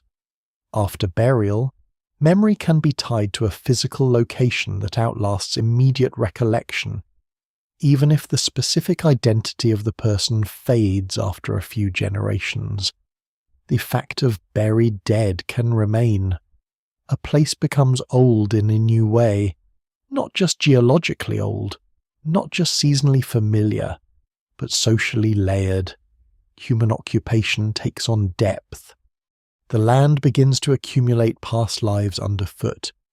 That accumulation may have social consequences within the group as well. Burial introduces obligation. Someone must decide. Someone must dig, place, cover, perhaps gather objects or pigment, perhaps keep children away, perhaps explain what is happening through gesture or repeated action. These tasks create roles, however informal at first. The handling of the dead can no longer be purely spontaneous if burials recur. Habits emerge. One group may favor caves. Another may choose shallow pits at camp margins. Another may keep infants within domestic space while adults are placed farther away. What starts as response begins to harden into custom. Custom matters because custom creates shared expectation. Once a group expects the dead to be treated in a certain way, death becomes socially regulated. The body is no longer only the concern of close kin or whoever happens to be present. It becomes something the community knows how to handle. This is the beginning of mortuary culture in the widest sense, not fully developed ritual yet, perhaps not even conscious tradition in every case, but repeated forms of action that teach the living what is to be done. Burial may also intensify hierarchy, though this is harder to trace in the earliest record. If some bodies receive more care, better placement, pigment, or objects while others do not, then differences among the living are beginning to survive death. Some graves may speak of age, kinship, inherited status, skill, unusual death, or social esteem. In the earliest periods, the evidence is too sparse to map such distinctions confidently. But later prehistory makes clear that burial can become one of the main ways societies express inequality. The first graves do not necessarily create hierarchy, but they open a space where social distinctions can be made visible and durable. At the same time, burial can do the opposite.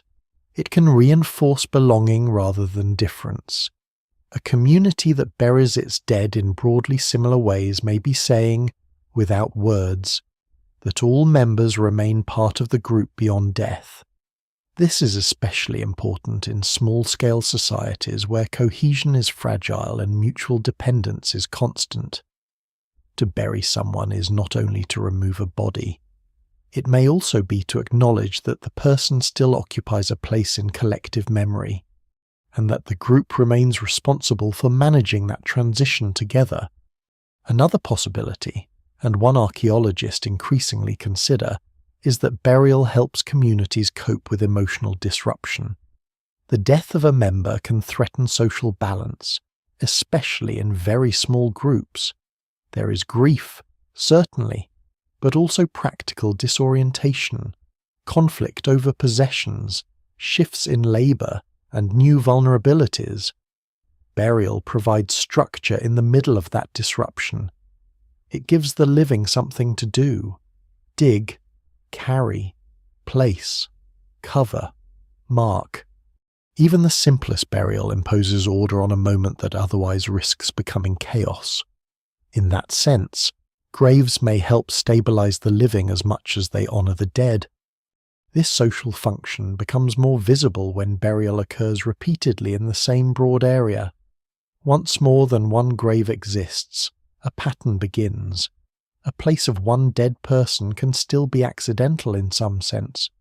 A place of several dead becomes harder to treat as coincidence. Repetition transforms private loss into communal memory. It suggests that the community now sees burial not merely as a useful act in isolated cases, but as part of how human life ought to end. That shift is enormous. Death is no longer an interruption managed ad hoc. It is becoming an anticipated social event with expected forms. There may also be a quieter consequence. Burial teaches the living to think across generations. A body placed in the earth remains beyond the immediate horizon of memory. Even if people do not revisit often, they know the dead do not simply vanish at once. They continue to exist as remains in a place. That fact may subtly encourage longer historical thinking. A group can imagine that those who came before are still present in the land, and that those living now will one day join them. Scholars still debate how early such temporal consciousness becomes explicit, but burial surely strengthens it. The future now includes one's own body becoming part of a place. None of this means the first burial societies are fully ancestor-focused or bound by formal cults of the dead. Those are later developments, uneven and culturally specific. The earliest graves remain simpler, more fragile, more inconsistent. But their social consequences can still be profound. They teach communities to locate memory, to regulate grief, to shape custom, to attach identity to land, and to recognize that death alters not only the one who dies, but the structure of those who remain. That is why burial matters so much in human history. The grave is not merely a hole in the ground with a body inside it. It is a social invention. It creates places that did not exist before, and obligations that cannot easily be ignored once they appear. It binds people to each other through acts performed at the edge of loss. It makes absence visible, and then gives that absence a stable form. And once human groups begin to live among their buried dead, the world itself becomes different. The landscape is no longer just a setting for survival. It is becoming a map of relationships, one in which the living move above those who are gone, and where the dead begin, slowly and silently, to help organize society itself. Burial does not begin only in tenderness. That is one of the harder truths buried inside the earliest graves. Modern imagination prefers the softer story, the image of grief giving rise to care, of love refusing to abandon the body. That impulse is surely part of the picture. But death has always carried another force besides sorrow disturbance. A dead body is not just absent life. It is a troubling presence. It changes fast. It smells wrong. It looks wrong. It draws animals. It occupies the same space as the living while no longer belonging to their world.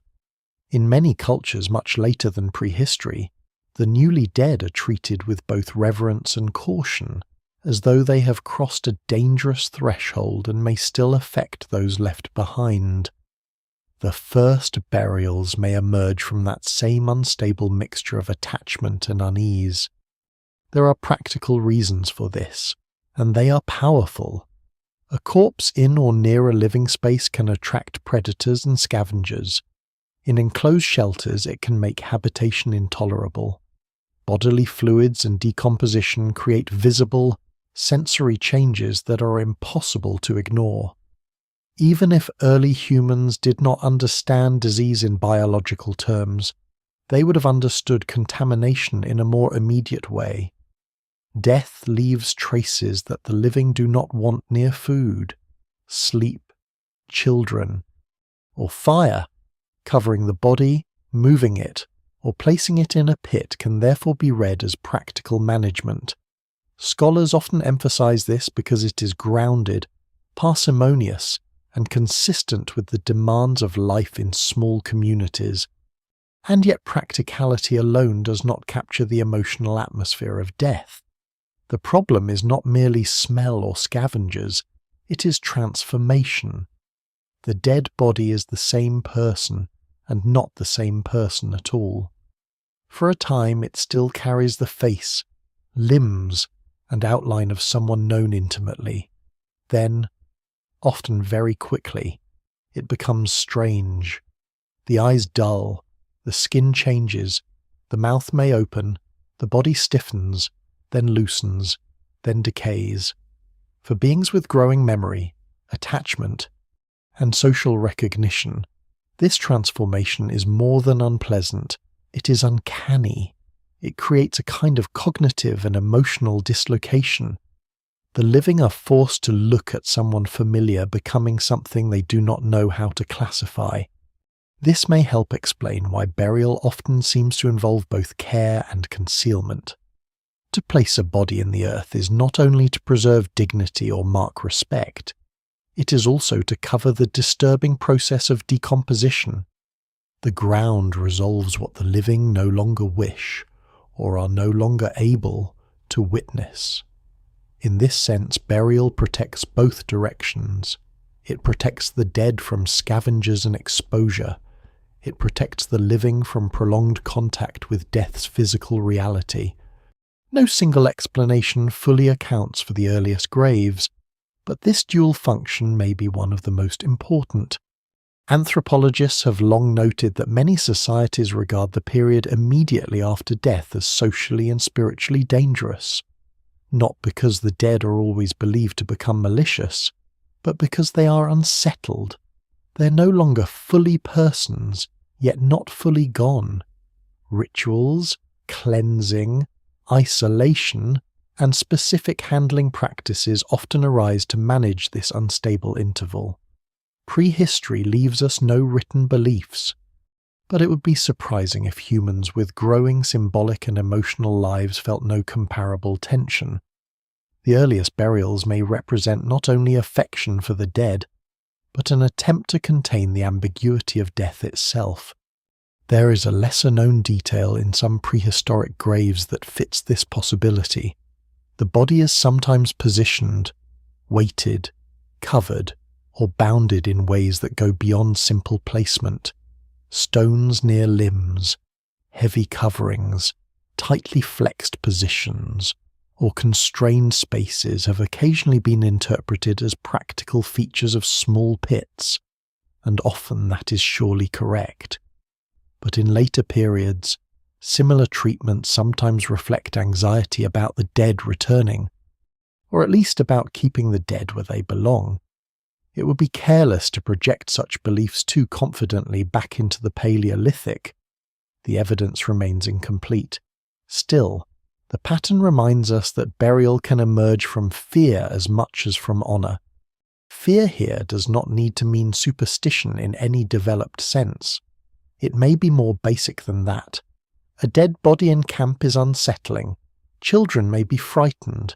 Adults may avoid looking at it. the place where the person died may begin to feel altered. Burial can therefore function as a kind of emotional closure before abstract concepts of closure exist. Once the body is covered, something about the social disturbance is reduced. The dead are no longer visibly among the living, and that physical separation matters. This separation may be especially important in caves and repeated habitation sites. In a small shelter used through harsh weather, the dead cannot simply remain in the corner indefinitely. Space is scarce. Fire, sleeping areas, and working zones are close together. The body must be moved, covered, or otherwise dealt with. But if burial were only about utility, one might expect casual disposal farther away to be enough.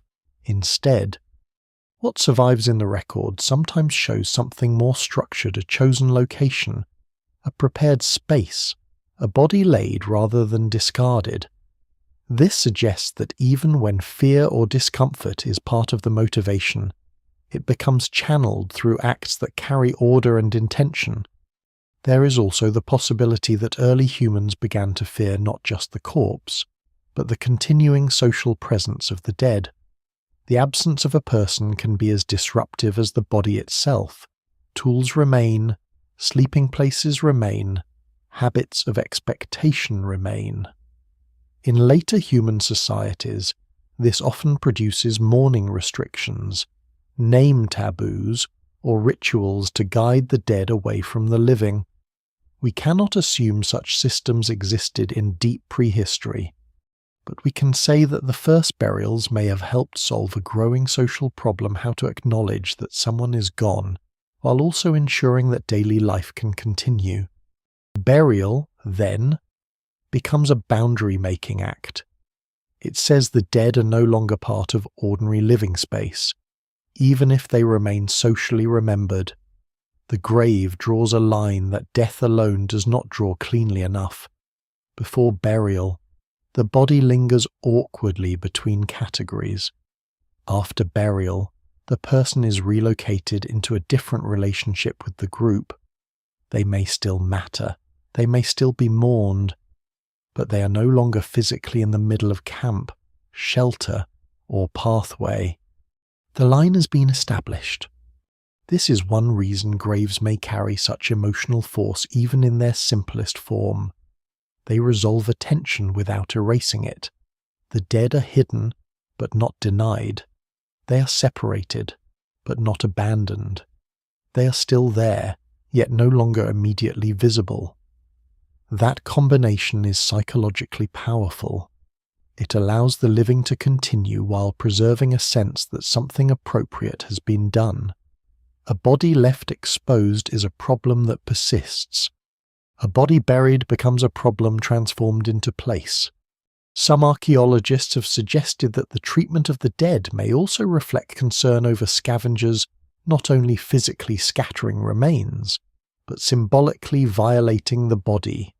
Again, symbolism in the earliest periods must be handled with care. But once humans begin to recognize individuality strongly, the idea of a familiar body being torn apart in the open may become intolerable for reasons beyond sanitation.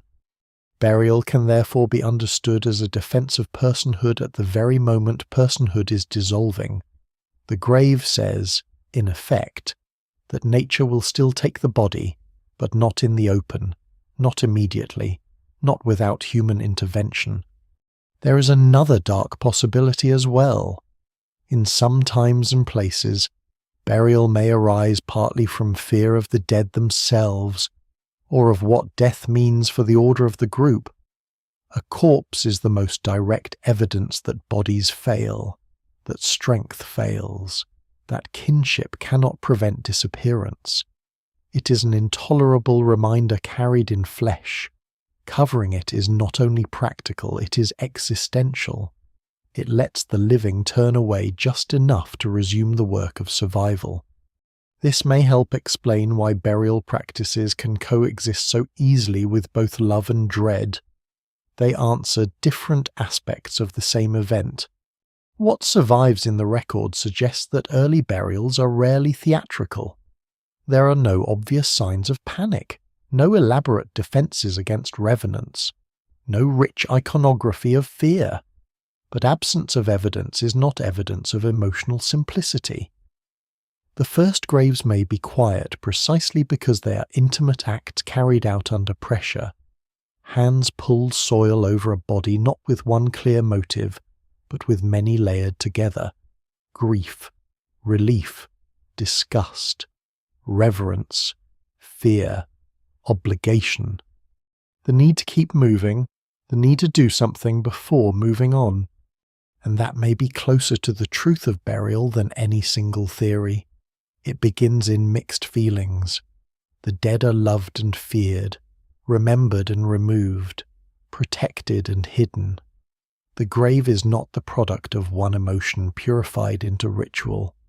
It is a human solution to an impossible contradiction. The body is still here, but the person is gone. Once humans discover that contradiction fully, abandonment becomes harder to sustain. The dead must be managed not only because they decay, but because they trouble the boundary between presence and absence. Burial answers that trouble by giving it form. Earth closes over the body. The camp becomes livable again.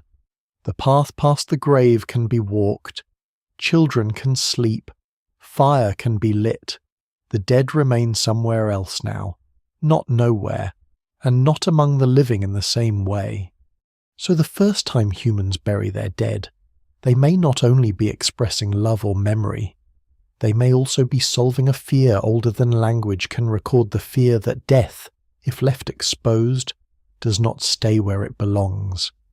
The grave becomes the place where that fear is quieted, where the dead are given both care and containment, and where the living learn that to bury is not just to honour the dead, but to make the world bearable again.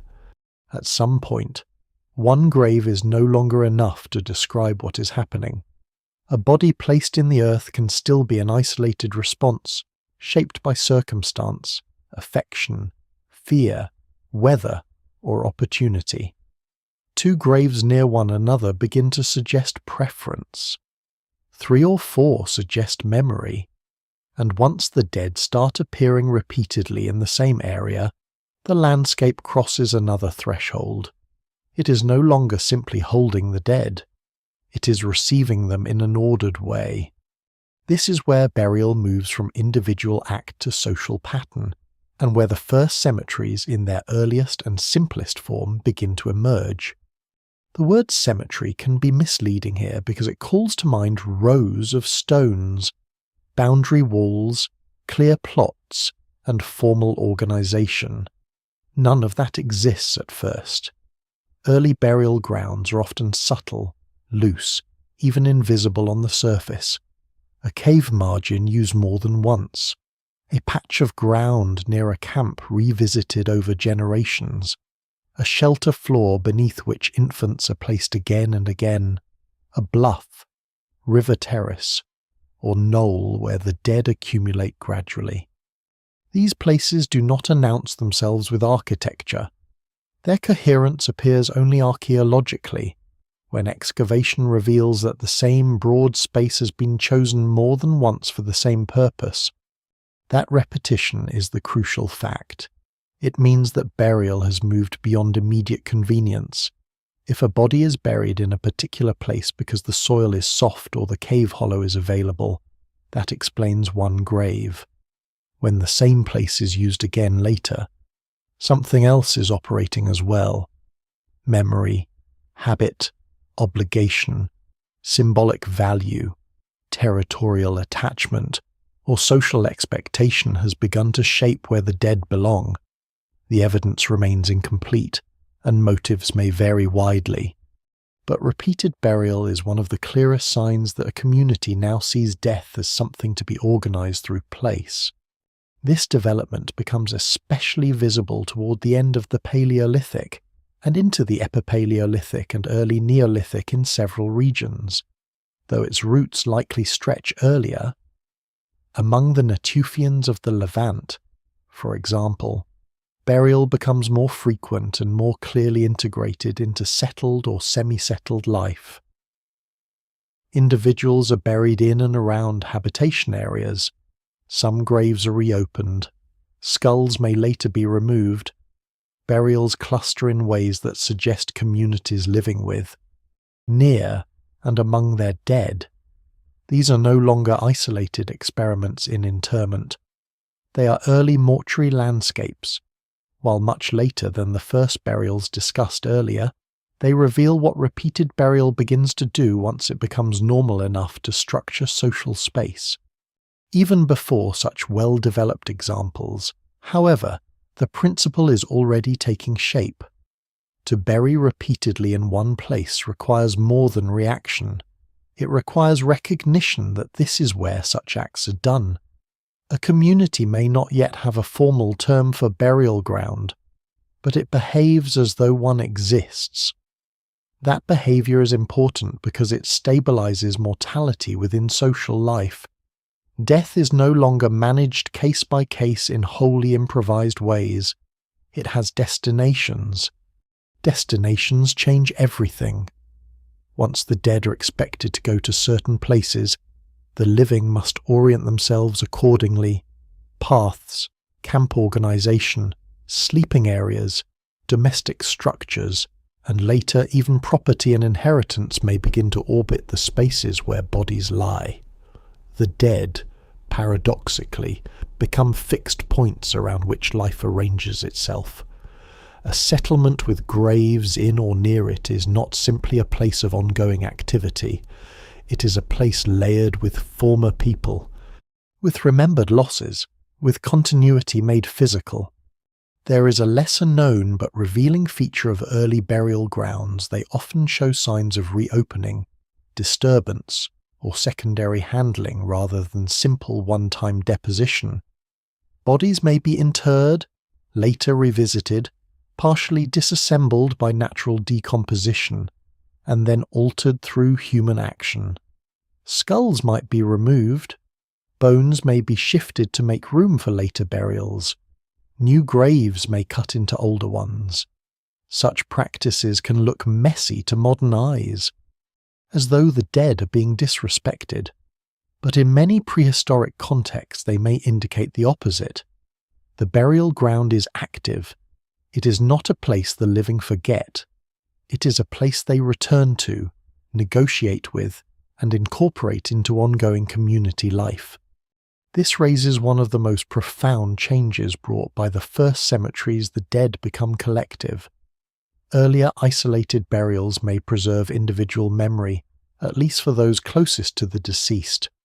A burial ground gathers persons into a social category larger than any one life. The dead now belong not only to families or moments of grief, but to a place shared with other dead. This is a major shift in human consciousness. The grave is no longer merely where one person lies. It is part of a landscape of mortality. That landscape may also strengthen the idea of descent. A child buried near an elder, or generations buried within the same settlement zone, creates a visible or remembered continuity that can support claims of belonging. We were here before. Our dead are here. This place contains us in more than one sense. Scholars still debate how early such ancestral logic becomes explicit, and different communities surely understood it differently. But what survives in the record suggests that repeated burial grounds help transform land from a resource base into a social inheritance. The emotional force of this should not be underestimated.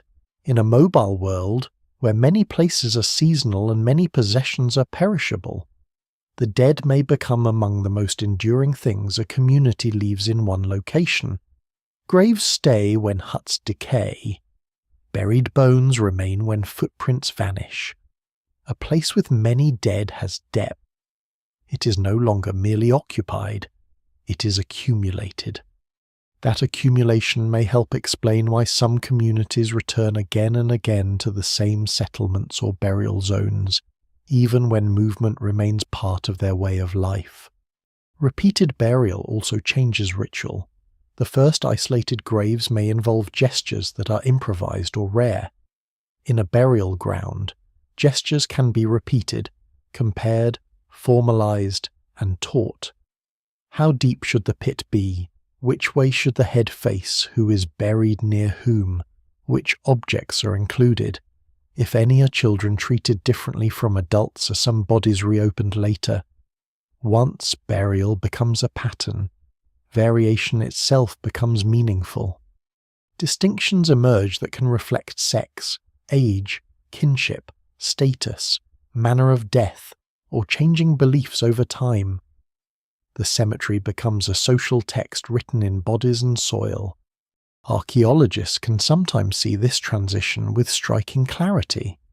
Burials once scattered loosely across a site begin to cluster. Grave orientations become more consistent. Bodies are placed in repeated postures. Particular zones are reserved for certain individuals. In later prehistoric contexts, there may be evidence of markers, platforms, or built structures. But even without these, clustering alone can reveal the emergence of mortuary order. A burial ground is, in essence, a community's decision to stop letting death scatter itself randomly across the land. There is, however, no single path to this outcome. Some groups may create burial grounds because they are becoming more sedentary. Others may do so because particular places already carry sacred, practical, or ancestral importance. In some environments, burial options are limited, making reuse more likely. In others, broad landscapes allow more dispersal. No single explanation fully accounts for the first cemeteries. Climate, mobility, social size, memory, and symbolism all likely play roles. What matters is that repeated burial reveals a new level of social agreement about the dead. The first cemeteries also make forgetting harder. An isolated burial can eventually vanish into obscurity if no one returns. A burial ground resists erasure because each new interment renews knowledge of the older ones. Even if individual identities fade, the place itself remains charged. People know what kind of place it is. They may approach it differently, avoid certain actions there, or treat it with care. The dead become part of the moral geography of the living. This has consequences far beyond mourning. Once the dead are gathered, the living can use that gathered past to define themselves. A group with a burial ground is a group with continuity made visible. It possesses not only tools, habits, and territory, but a place where generations are materially linked. The cemetery becomes one of humanity's earliest durable institutions, even before walls, writing, or states. It organizes memory without text. It creates belonging without maps. It says that people who lived and died here are not merely gone. They remain part of the place that shapes those still alive.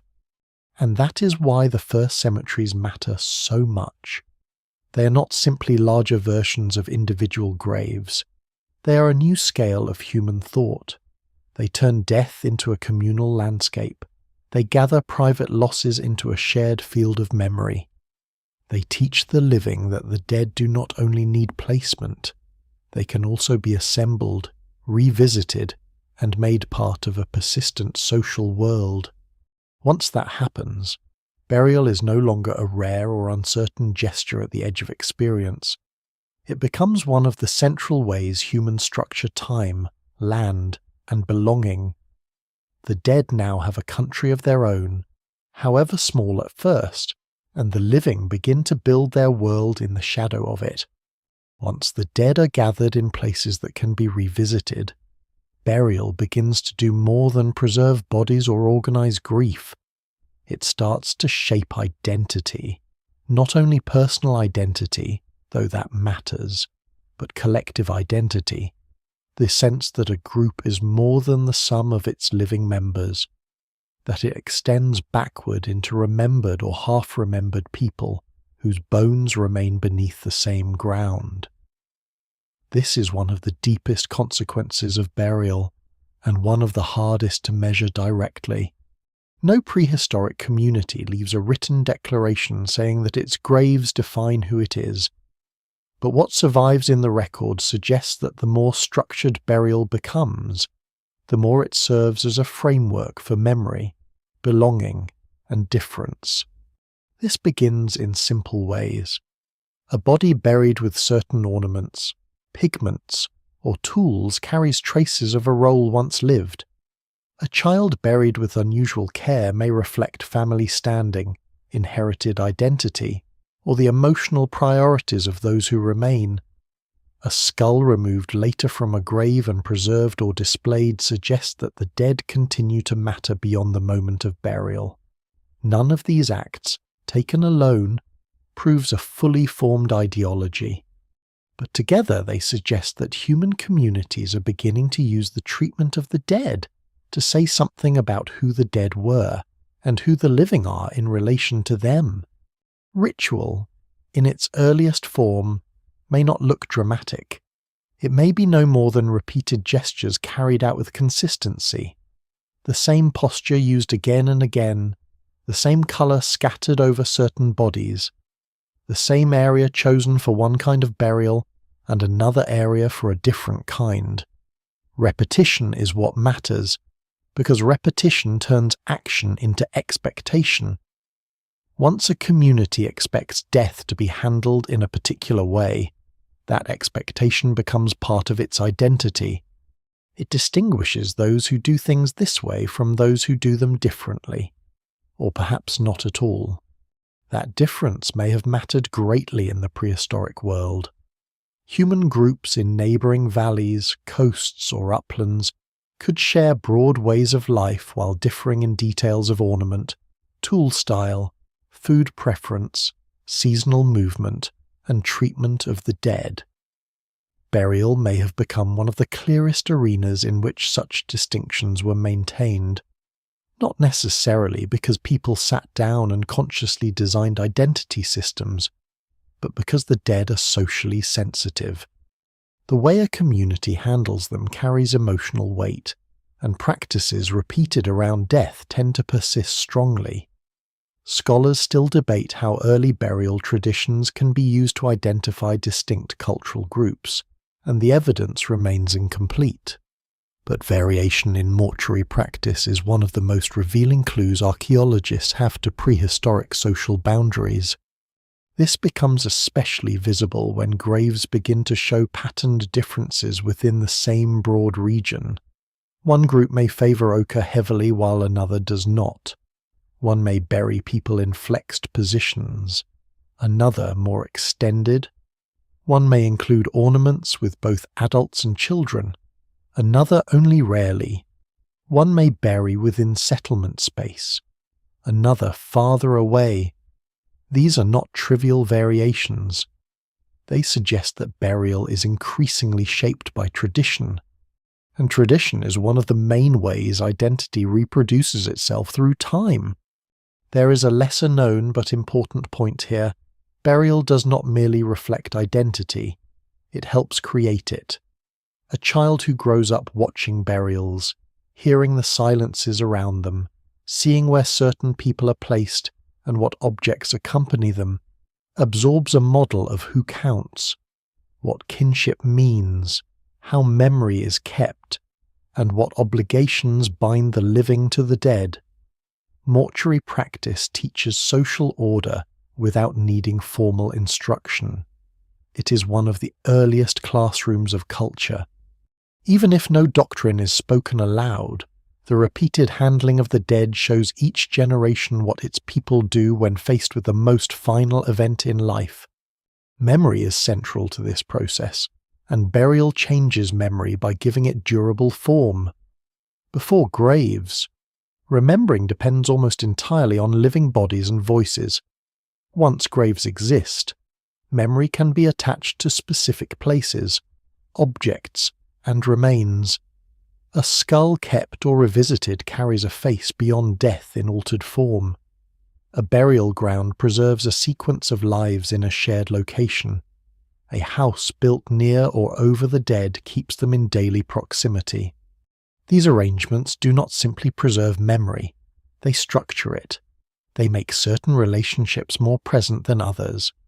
In some later prehistoric societies, this develops into clear ancestor practices, where the dead are actively invoked, curated, or incorporated into the authority of the living. Plastered skulls in the Neolithic Levant are among the most striking examples. Though they belong to a much later stage than the first burials, even so, they reveal the direction of travel. Once burial creates durable relationships between memory and place, the dead can become more than remembered individuals. They can become ancestral figures, sources of legitimacy, continuity, and identity. The earliest graves do not yet display this system in full, but they open the path toward it. What survives in the record suggests that ritual around the dead may also help communities process the instability of life by embedding loss in a larger order. A death is always disruptive, but if the burial follows known forms, the disruption is contained within a shared framework. The dead are placed correctly, the objects are chosen correctly, the body is oriented correctly. The right people participate, even if the meaning of each action is not consciously articulated. The overall effect is stabilizing. This is one reason ritual persists so strongly in human societies. It does not merely symbolize order, it produces it. Burial also helps define who belongs inside the community and who stands at its margins. Not everyone may be buried the same way. Some may receive elaborate treatment, others very little. Some may be interred among kin, others separately. Some may be excluded from burial grounds entirely, though such exclusion is difficult to detect archaeologically in early periods. The point is not that the earliest burial societies were already rigidly stratified. Many may have been relatively egalitarian in daily life. The point is that once burial becomes patterned, it can be used to express inclusion and exclusion in durable ways. The dead become one of the mirrors through which a group sees its own structure. Children again offer some of the clearest clues. A child buried with ornaments or special treatment is being recognized in social terms not earned individually through long life or accomplishment. That implies that identity can precede achievement. Family, lineage, or group membership can be materially expressed at death, even when life was short. This is a profound development. It means burial is now handling not only what a person did, but who they were understood to be from the beginning. Such graves hint at the emergence of inherited social meanings, though scholars still debate how early and how consistently this applies. There is also a more intimate level of identity formed through burial, the self-image of the living. A community that buries its dead carefully may come to understand itself as the kind of people who do so. This may sound circular, but it matters. Practices around death often become moral markers. We care for our dead. We place them properly. We remember them. Even without explicit language, these habits can help define what it means to be fully human within a given social world. One reason burial has so often been treated as a hallmark of humanity may be that humans themselves, over time, came to experience it that way. Of course, caution is necessary. Archaeologists cannot directly recover beliefs from grave structure. A body with pigment is not a text.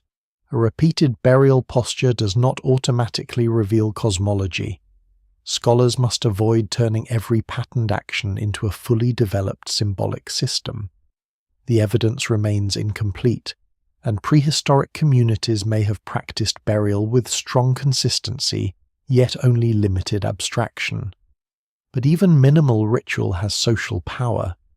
One does not need a theology to have identity shaped by repeated acts toward the dead.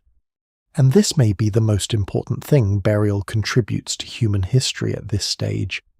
It allows memory to outlast individuals, and it allows memory to be shared through place and practice. A group becomes more than those currently breathing. It includes those below the soil, those whose objects remain in graves, those whose treatment at death still instructs the living. Identity becomes layered. The present is no longer alone.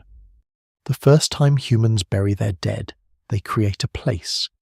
The first time they bury them repeatedly, they create a landscape, and once that landscape is shaped by ritual and remembrance, they begin to create something even larger, a collective self stretched across generations. In that widening circle, the dead are no longer merely losses. They become part of what makes a people recognizable to itself. So burial does not only answer death, it answers the problem of continuity. It tells a community who it has been, who it is, and who will one day join the ground already holding its past. The grave, once only a response to a body, becomes a vessel for identity itself. For all the emotion and mystery that gather around early graves, the dead speak to us now through matter, not through legend, not through inherited memory, but through bone, sediment, chemistry, fracture, posture, and the faint geometry of a pit cut into ancient soil. This is one of the strange reversals at the heart of burial archaeology. The people who first buried their dead may have been trying to preserve, protect, or conceal the body, yet by doing so, they made the body legible across immense spans of time. A skeleton left in the open often vanishes into weather and scavengers. A skeleton placed in the ground, however modestly, may remain just intact enough for modern science to ask what happened here, how this person lived, how they died, and what the living chose to do with them afterward. Everything begins with position. A skeleton discovered in full articulation, with bones still joined in the order of the body, tells archaeologists that decomposition happened largely in place. That alone is significant. It suggests the body was not exposed long enough to be widely scattered by animals or water. But position tells more than that. Was the individual lying on the back, side, or stomach? Were the knees drawn up tightly or only slightly bent? Were the hands near the face, the chest? The pelvis? Was the head supported, turned, elevated, or resting flat? These details can reveal whether a body was arranged deliberately, wrapped, confined in a narrow pit, or allowed to collapse naturally as soft tissues disappeared. Scholars still debate how much intention can be inferred from posture alone, but posture is often the first clue that a body was placed rather than abandoned. Then there is the sediment. To the untrained eye, a grave may look like ordinary dirt around old bones. To an archaeologist, the soil itself is a record of action. A pit cut into earlier ground often leaves boundaries visible as shifts in texture, colour, compaction, or composition. Even when those boundaries are faint, microscopic analysis can detect disturbed layers, backfilled sediment, and tiny changes caused by digging and refilling. This is one of the most powerful developments in modern archaeology. A burial no longer depends only on the visible outline of a grave cut. Micromorphology, sediment chemistry, and careful stratigraphic study can reveal human action in places where earlier excavators saw only natural deposit. What survives in the record suggests that some burials once dismissed as uncertain have grown stronger under such analysis, while others have weakened because the soil tells a less deliberate story than once assumed. The bones themselves carry even more. Age can often be estimated from tooth eruption, bone fusion, and patterns of wear. Sex can sometimes be inferred from pelvic and cranial traits, though this becomes difficult with juveniles and fragmentary remains. Stature, health, trauma, infection, nutritional stress, and habitual activity may all leave traces. A healed fracture suggests survival after injury. Arthritic change suggests long-term strain. Enamel defects can record episodes of childhood hardship. Isotopic analysis, in the right conditions, may reveal broad aspects of diet and movement across landscapes. A buried individual can therefore tell two stories at once: the story of a life lived in a body, and the story of a death managed by others. This dual reading matters because burial is never just a mortuary act. It also preserves biography. A person found with worn joints, a healed broken arm, and teeth marked by heavy use was not an abstract symbol. They were someone who laboured, endured, adapted. A child with stress markers in the bones may reflect wider hardship in the group. A skeleton buried carefully despite severe disability may suggest that this person was cared for in life and honoured in death.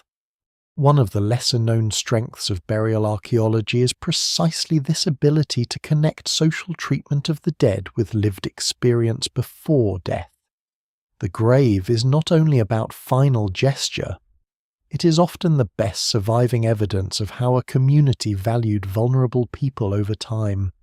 Trauma can be especially revealing, though it is often difficult to interpret cleanly. A fracture that healed long before death belongs to life history, not the burial event. A blow delivered around the time of death might suggest violence, accident, or predation. Cut marks may indicate defleshing, manipulation, conflict, or later disturbance, depending on context. Compression fractures and bone displacement may result from the weight of the soil, cave collapse, or post-burial pressure rather than anything done intentionally. No single mark explains itself. Archaeologists must distinguish perimortem change, which occurs around the time of death, from post-mortem damage caused long afterward. This is painstaking work, and the evidence remains incomplete in many early burials. But when done carefully, it allows the dead to reveal whether burial followed ordinary death, violence, or more complicated mortuary treatment. The arrangement of a grave can also expose choices invisible at first glance. Was the body placed alone or with others? Were burials inserted one at a time, or did later graves cut through earlier ones? Are certain age groups clustered in one area? Do some individuals receive ochre while others do not? Are objects positioned at the hands, head, chest, or feet in repeated patterns? Such questions turn the burial ground into a map of social relationships. The answers are rarely simple. A child buried near a hearth may reflect domestic attachment, while an adult buried apart from others might reflect status, timing, exclusion, or nothing more than available space. Still, pattern after pattern can gradually reveal whether a community is burying the dead casually, carefully, hierarchically, or according to rules not yet fully understood. Modern methods have widened this picture dramatically. Ancient DNA, when preservation allows, can identify kin relationships across graves, revealing whether people buried near one another were closely related or not. This can overturn assumptions. A burial cluster that looks like a family plot may prove genetically mixed. Individuals buried far apart may turn out to be close kin. Proteomic analysis can help identify species and biological sex when bones are too degraded for conventional study. Radiocarbon dating refines sequences, showing whether burials separated by a few centimeters in space were actually separated by centuries in time. Stable isotopes can suggest breastfeeding patterns in infants, mobility between regions, or dietary differences that correlate with age or status. In this way, burial archaeology has become one of the richest meeting points between the oldest human questions and the newest scientific tools. And yet, for all this precision, uncertainty never disappears. A grave can tell us that a body was placed in a pit. It cannot tell us exactly what the mourners felt. Ochre can reveal deliberate colouring. It cannot tell us whether the pigment meant protection, beauty, blood, transformation, or something we have no word for. DNA can identify kinship, but not affection. Isotopes can show movement, but not memory. This is why the archaeology of burial is so powerful and so limited at the same time. It gives us evidence of action, not direct access to meaning. We know more than ever about how the dead were handled. We still stand at a distance from why those acts mattered in the minds of the living. Even so, the distance is not absolute. There are moments when bone and soil bring us disarmingly close. A hand placed under the head as if in sleep, a child with ornaments arranged around the body, an adult with crippling injuries buried carefully rather than discarded. Multiple burials that suggest one person was laid beside another with knowledge of who already rested there. Such cases do not let us enter prehistoric grief, but they do allow us to see its outlines. What survives in the record suggests that burial often preserves not only structure, but traces of attention, and attention in archaeology is one of the clearest surviving shadows of care. Burial also reveals contradiction. Some graves are careful, others sparse. Some bodies are richly marked, others nearly bare. Some burial grounds are ordered, others irregular. Some communities reopen graves and manipulate bones, while others seem to seal them and leave them undisturbed. This reminds us that there is no single prehistoric attitude toward death. The first burials are not steps in a neat ladder toward modern funerals. They are diverse human experiments shaped by environment, mobility, social life, memory, fear, and belief in combinations that shift across time and place. Perhaps the most remarkable thing bones reveal is that the first graves were not symbolic in some empty or decorative sense. They were physical acts performed on real bodies with real histories. The dead person in the grave had eaten, limped, worked, healed, aged, suffered, and been known by others. Burial archaeology restores that reality. It keeps the subject from becoming too abstract. When we say the first time humans buried the dead, we're not speaking only about the birth of ritual. We're speaking about actual people lifted by actual hands and placed into earth that still holds the shape of those decisions. That is why the science matters so much. It protects the story from fantasy, but it also deepens it. Bone wear, pit outlines, sediment disturbance, pigment grains, and chemical traces may sound clinical, yet together they recover one of the most intimate changes in human history. They show that burial is not just an idea inferred from later religion. It is a measurable pattern of deliberate acts, repeated often enough and carefully enough to leave enduring signatures in the ground. And from those signatures, the dead still reveal something extraordinary. They show that long before writing, long before cities, long before formal temples or law, human beings had begun to treat death as something that required more than abandonment. The bones prove it, the soil remembers it, and the graves so quiet at first glance still hold the record of that turning point beneath our feet. The deeper archaeologists look into the first burials, the harder it becomes to settle on a single reason for why they begin. This is one of the central tensions in the story. A grave looks decisive. A body is placed, earth is moved, objects may be added. The act feels meaningful because it is so clearly intentional, and yet intention is not the same thing as explanation. Why do the living do this at all?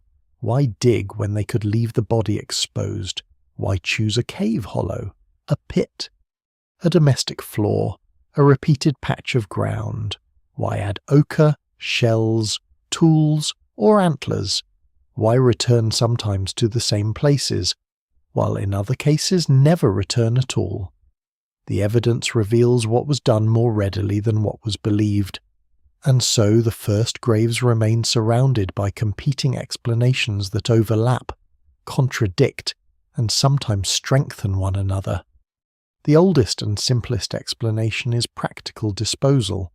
A corpse attracts scavengers, creates odour, disturbs living space, and poses risks that even prehistoric people with no concept of microbes would have understood in direct bodily terms. Burial manages the problem efficiently. The body is covered. Animals are deterred. Camps become habitable again. This explanation has real force because it requires no complex symbolic life, no spiritual doctrine, no abstract philosophy of death. It fits especially well in caves, shelters, and repeated habitation sites where space is limited and the presence of a corpse would have become quickly intolerable. But practical disposal on its own begins to feel insufficient once the details of some early burials are considered closely. A body laid in a flexed position, a child accompanied by objects, a grave cut with evident care, red pigment deliberately scattered, burials repeated in places that seem to matter socially. These features suggest something beyond mere removal. The practical explanation remains part of the story, but it does not easily account for why some bodies are arranged, coloured, adorned, or placed in ways that exceed minimum necessity. What survives in the record suggests that utility and meaning were often intertwined from the beginning. A second explanation emphasizes emotional attachment. Humans are intensely social, slow-developing, cooperative primates whose lives depend on enduring relationships. In such a species, the dead body is not just a problem to solve, it is the visible remainder of someone whose absence tears at the structure of daily life. Burial, in this view, begins as an expression of grief, care, or refusal to abandon the familiar body completely to scavengers and exposure. The act of placing and covering may not require formal ritual language. It may emerge directly from attachment. A group stops, handles the body gently, and does something because to do nothing feels unbearable. This explanation gains strength especially in cases involving children, the injured, or people buried with unusual care. Yet it too has limits. Grief alone does not automatically produce burial. Many animals show distress around the dead without digging graves. Early humans may likewise have felt loss long before formal burial appeared consistently. Emotion matters, but it does not by itself explain why grief eventually takes the form of interment. A feeling must become a practice. And that transition requires more than feeling alone. This leads to a third explanation: cognitive change. Burial may reflect a growing ability to represent absent persons mentally, to understand death as more than immediate stillness, and to distinguish between body and person in increasingly complex ways. In this view, the grave is not just practical or emotional, it is conceptual. It suggests that humans are beginning to think symbolically enough to treat the body as the remains of someone whose social identity outlasts biological function. The body becomes an object of thought, not merely an object in space. This interpretation has long been attractive because burial seems to mark a threshold in consciousness itself. Yet here again, caution is necessary. Symbolic thought is not an all-or-nothing switch. Humans likely developed it gradually and unevenly, and different symbolic behaviours appear at different times and places. Pigment use, ornaments, engravings, body treatment, and spatial organisation do not all emerge as one package. Burial may belong to this broader transformation, but it does not prove a fully modern symbolic mind in every case. Scholars still debate whether the earliest graves require advanced metaphysical concepts, or whether they could emerge from simpler forms of social awareness and learned behavior. No single explanation fully accounts for the evidence, especially when Neanderthals and early Homo sapiens both appear to have engaged in at least some deliberate burial-like acts. Another major explanation centers on social order. Burial may have become important because it helps stabilize a group after death. The death of one member can disrupt labor, kin relations, emotional balance, and spatial use. A burial imposes structure on that disruption. It creates a sequence of tasks: carry, dig, place, cover, perhaps mark, perhaps gather others, perhaps choose objects. In doing so, it turns chaos into procedure. This explanation is powerful because it bridges practical and symbolic dimensions. A grave does not need to mean one grand thing in order to be socially useful. It can help communities absorb loss by giving them something formalized to do. From there, another possibility emerges: burial as the foundation of memory and belonging. Once the dead are placed in recognizable locations, the living can attach identity to land, family to place, and continuity to repeated sites. This explanation becomes especially persuasive when burials cluster, when the same areas are reused, or when graves appear in and around domestic space. Here the dead are not only being managed or mourned, they are being incorporated into the social geography of the group. The first graves may therefore help create ancestry in material form, even before formal ancestor cults arise. There is also the darker explanation that burial may be driven partly by fear. The corpse is disturbing. It changes rapidly. It sits uneasily between person and object.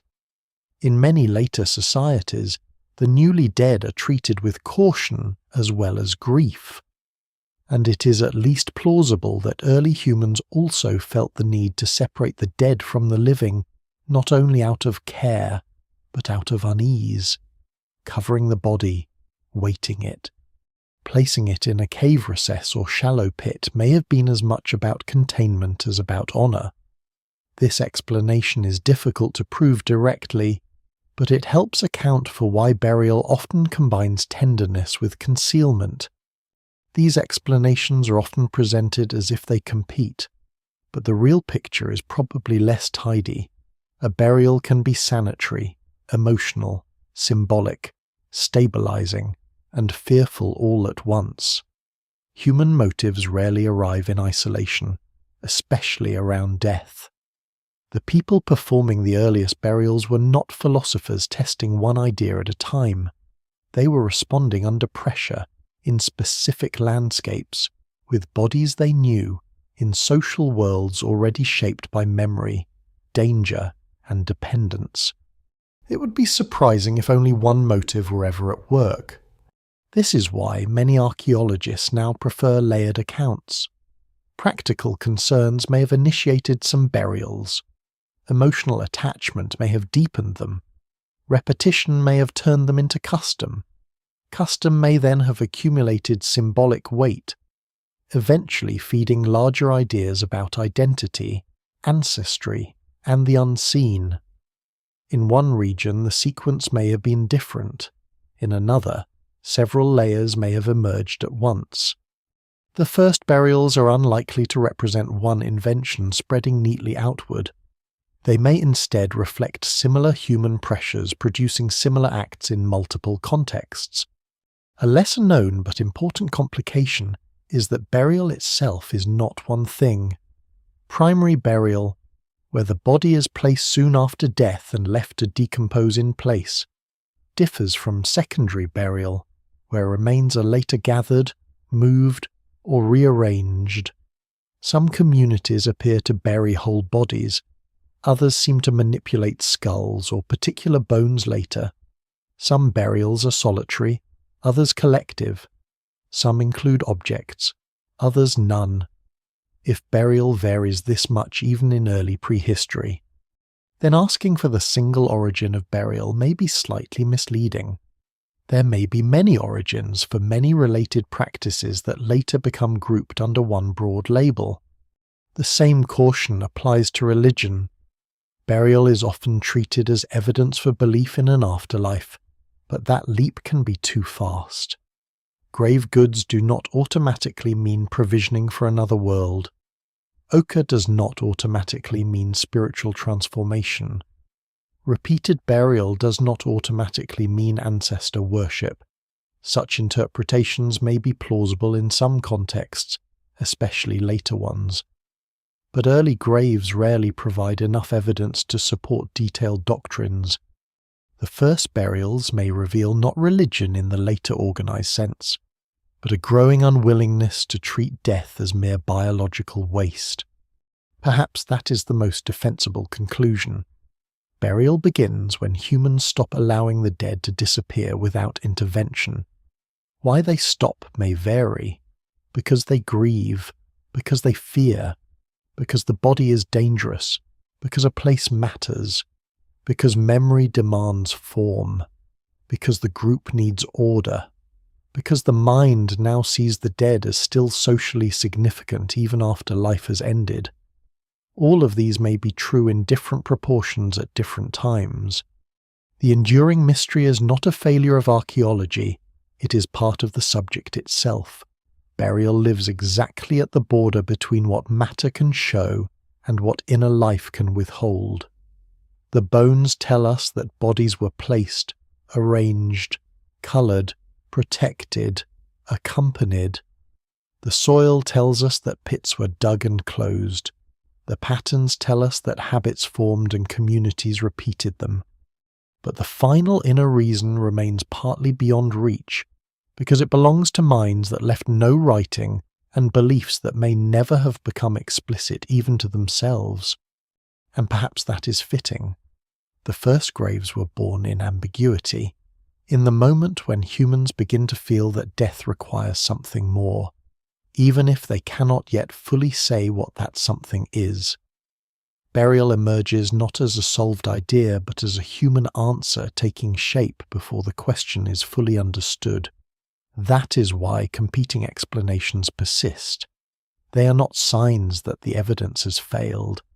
They are signs that the act itself was always richer, stranger, and more layered than any single theory can capture. There is no trumpet blast announcing the change.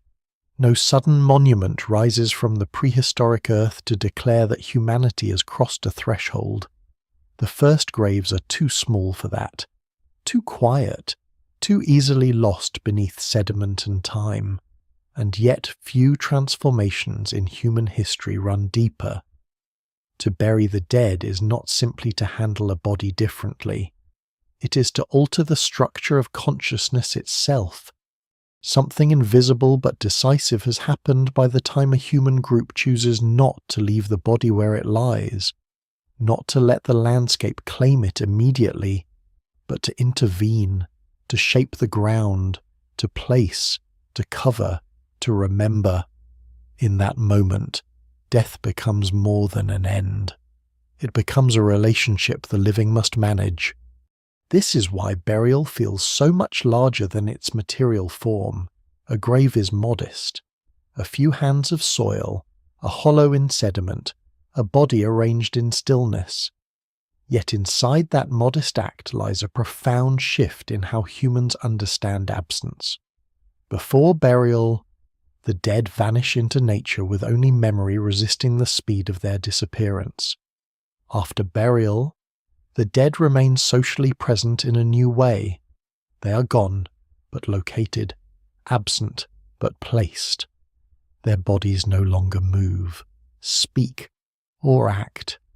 Yet they continue to occupy a position within human thought, and within the landscape shaped by human intention. That may be one of the clearest signs of a new kind of consciousness. Humans are no longer responding only to immediate stimuli. They are acting in relation to someone who is no longer alive but still matters. The body has ceased to be a living participant in the group, yet it is still treated as though its social significance has not fully ended.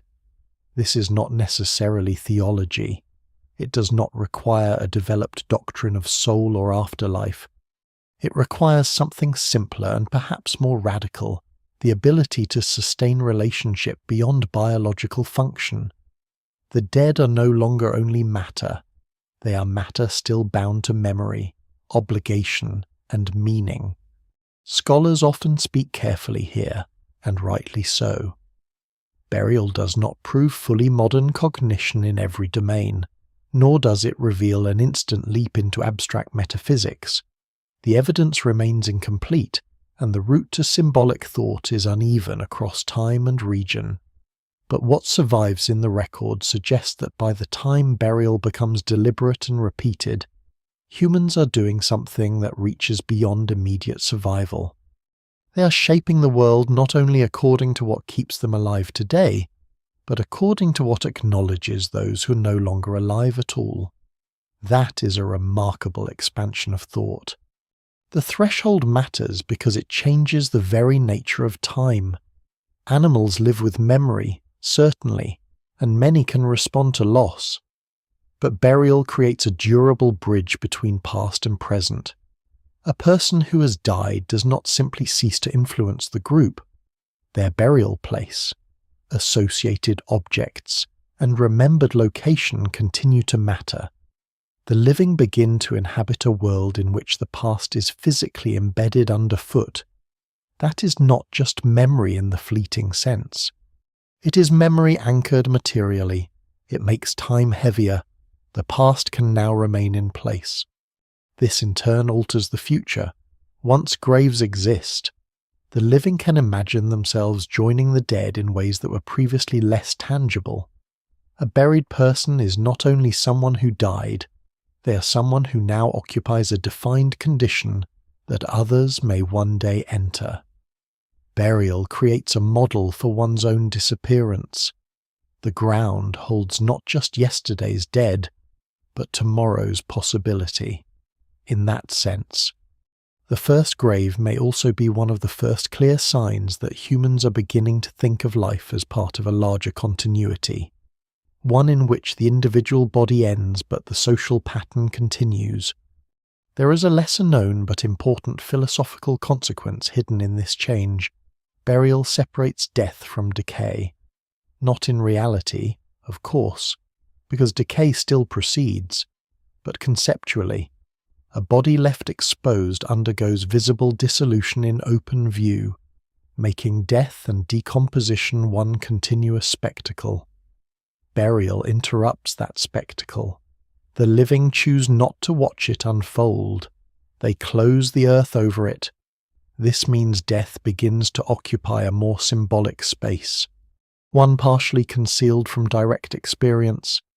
The dead are known to decay, but they do so elsewhere, beneath the surface, outside the ordinary rhythm of sight. That concealment may have helped humans think of death not only as a biological event, but as a social and mental category of its own.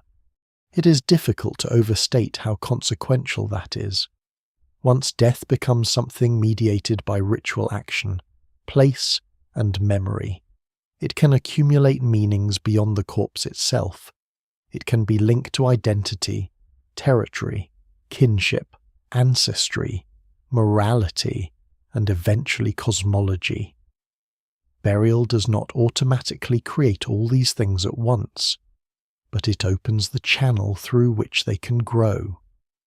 The first graves are therefore not just reflections of consciousness. They are engines that deepen it. They train communities to think in layered ways about presence and absence, body and person, ground and memory, time and belonging. This threshold may also mark a turning point in the idea of what counts as human.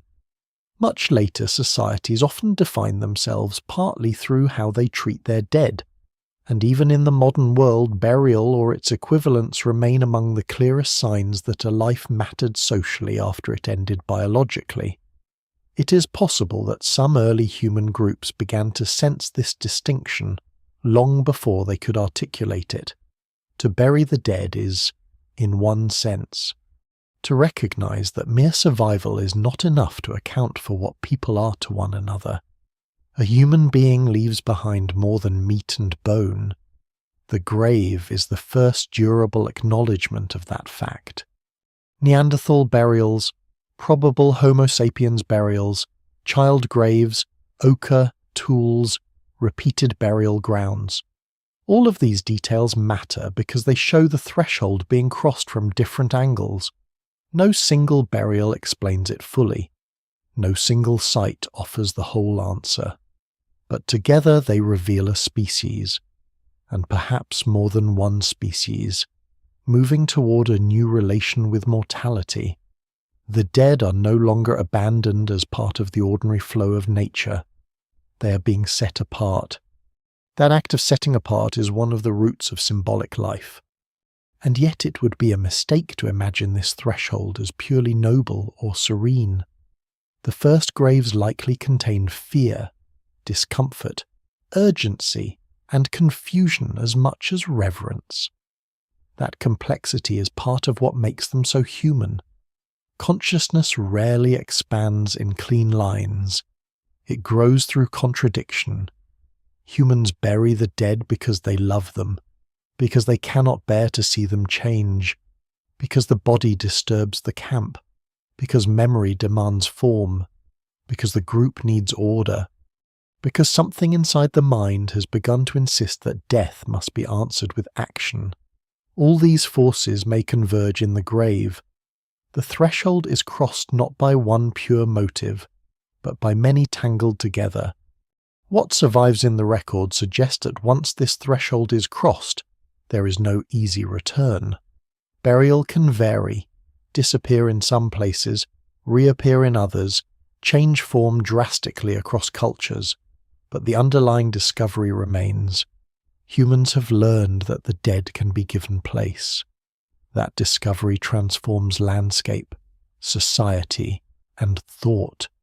It creates the conditions for cemeteries, tombs, relics, ancestor shrines, mourning rituals, memorials, sacred ground, and all the countless later ways humans will refuse to let death mean immediate erasure.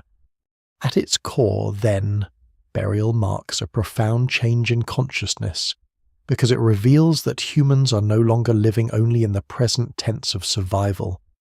They are beginning to inhabit a world stretched by memory and obligation, a world in which those who are gone still shape what the living do. The grave becomes a small, durable proof that the human mind can hold absence as something active. That is not a minor achievement.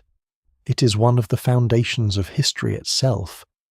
Because history, in the deepest sense, begins when the past is not merely lost but retained, placed, and made meaningful. The first grave is one of the earliest places where that retention becomes physical. It is a memory fixed in earth before writing, before kings, before cities, before monuments. A body lies beneath the ground, and above it stands the invisible architecture of a new human thought, that the dead remain part of the world, not as living bodies, but as presences carried by place. Memory and the actions of those who survive them, that is the threshold. Quiet, easily missed, almost invisible in the archaeological record, and yet once crossed, it changes everything. The earth is no longer only where humans live, it is also where they keep their dead, and where the living learn that consciousness does not end at the edge of one life, but extends backward into those already gone, and forward into those who will one day be buried in turn. By the time the first graves become part of human life, even in scattered and fragile form, the future is already hidden inside them. Not because the people digging those early pits can foresee temples, tombs, funeral processions, ancestor shrines, reliquaries, catacombs, mausoleums, cremation grounds, war memorials, and national cemeteries. But because the basic principle has taken hold, the dead cannot simply be left to vanish without form.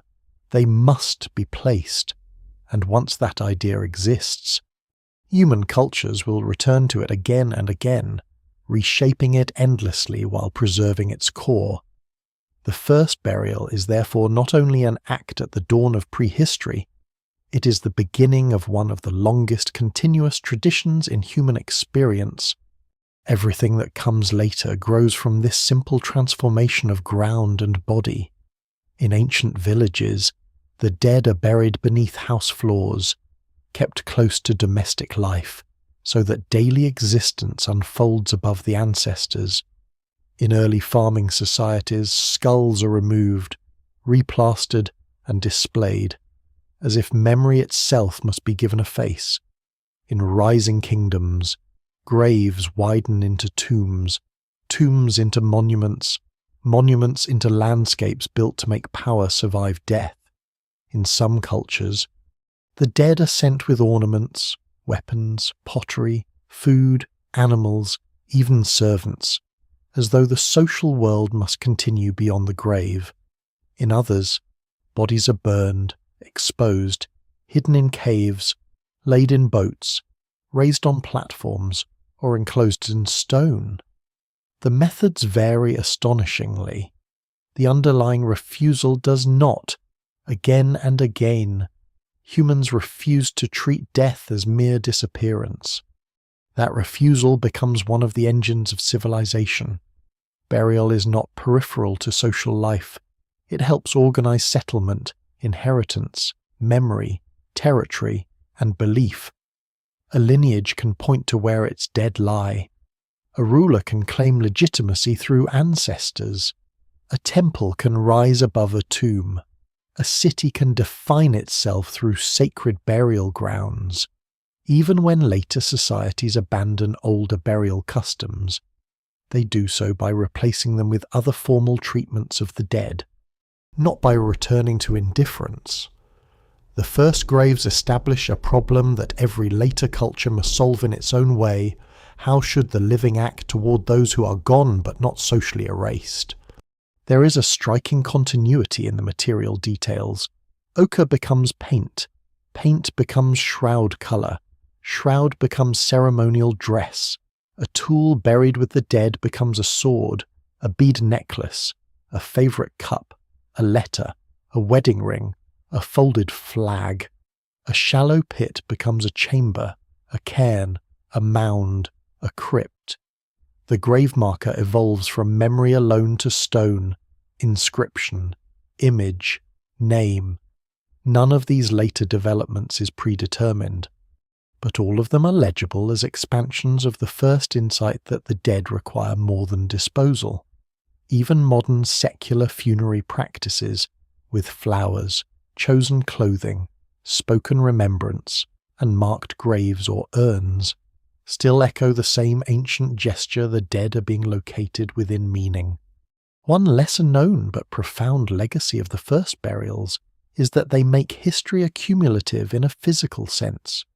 Once generations of dead are kept in place, the ground itself becomes layered with human time.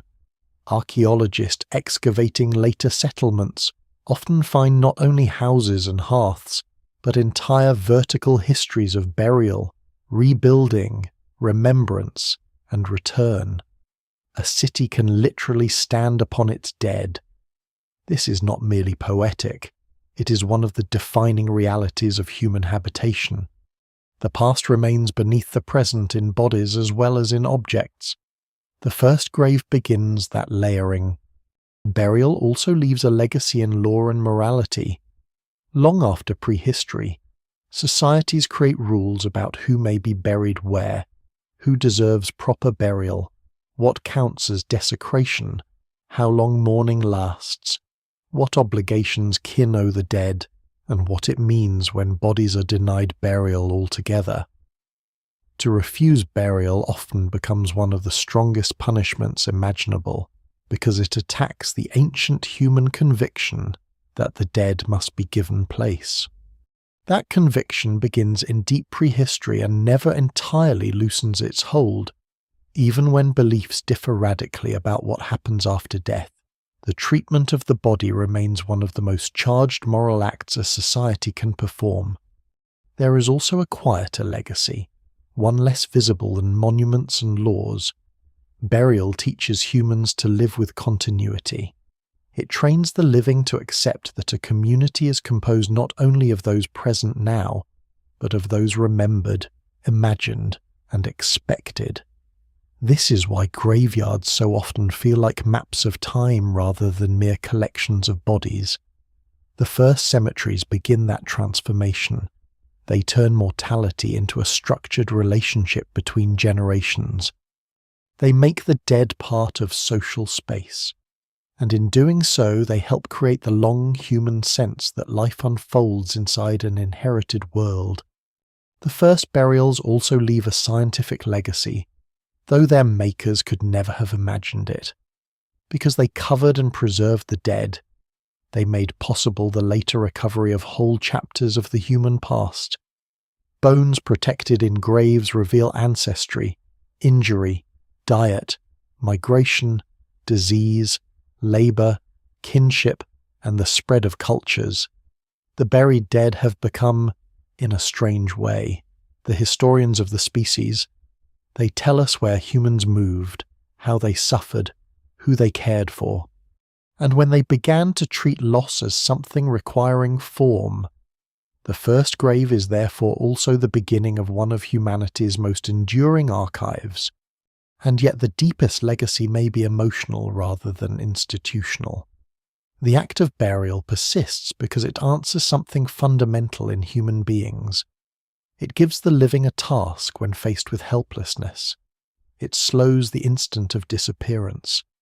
It creates a place where grief can settle. It allows memory to cling to earth. Whether the grave is marked by a stone, a wooden post, a line of shells, a mound of sand, or nothing visible at all, it says that a life did not pass through the world without leaving a recognized absence. That may be the most enduring inheritance of the first graves. They teach humans how to acknowledge that absence without surrendering entirely to it. So the legacy of the first time humans buried the dead is not just that later societies built more elaborate versions of the same act. It is that burial became one of the main ways humans understood themselves. We are the beings who make place for the dead. We are the beings who interrupt disappearance. We are the beings who carry memory into the ground and then build futures above it. From the smallest Paleolithic pit to the vast necropolises of later ages, the line runs unbroken. The methods change, the landscapes change, the meanings multiply, but the gesture remains ancient beyond easy comprehension. Somewhere, tens of thousands of years ago, perhaps more, a small group stops beside a body and does not walk away. They move earth, they arrange limbs, they place pigment or shell, or nothing at all except care. They cover the dead and remain for a moment in the changed silence afterward. They do not know they have helped begin one of the defining traditions of the species. They only know that something must be done, and because they act on that feeling, everything that follows becomes possible remembrance, ancestry, sacred ground, mourning, memorial, the long architecture of human loss. The first grave does not end the mystery of death. It begins the human habit of answering that mystery with form, and that habit, more than almost any other, has followed us all the way to the present. In the end, the first burial is easy to imagine and impossible to fully recover. A body in the earth, a handful of people standing nearby, no writing, no monument, no certainty about what they believe, only the evidence of action. And yet, that action opens a path that stretches across all the ages that follow. The grave becomes one of the first places where humans make thought visible without words. Not thought in the abstract, but thought shaped by loss, by memory, by the strange refusal to let the dead dissolve immediately into the indifferent world. Perhaps that is why these earliest graves still feel so close despite the abyss of time. The tools are different now, the beliefs are different, the ceremonies are different, but the underlying movement remains familiar. Someone is gone, the living gather, a place is made, the body is set apart, earth or fire or stone or silence takes over where breath has ended. Across tens of thousands of years, the form changes, but the human impulse remains recognizable. The first people who buried their dead were not building civilization in any conscious sense. They were answering a moment, yet in answering it, they changed the texture of human life. They made room in the landscape for memory. They made room in the mind for the dead to remain present through absence. They made room in society for mourning to take shape as an act rather than only a feeling. The grave, small as it is, becomes one of the earliest human structures of continuity. And perhaps the quietest truth of all is that burial does not only belong to the dead, it belongs to the living who must go on. The grave steadies them. It gives them a place to leave someone, and sometimes a place to return. It turns loss into something locatable. In a world where so much vanishes, tracks in dust, smoke in air, voices in memory, the buried dead remain somewhere. That somewhere matters. So the story ends where it began, with a body, a landscape, and the people who remain. But now the silence is different. It is no longer the silence of abandonment. It is the silence after an act has been completed, after the earth has been closed, after the living have done what they can. The wind still moves over the ground, light still fades, time still carries everything forward, but beneath the surface, something has changed forever. The dead have been given place. And in that place the human past begins to deepen, layer by layer, life by life, until the whole earth is full of memory.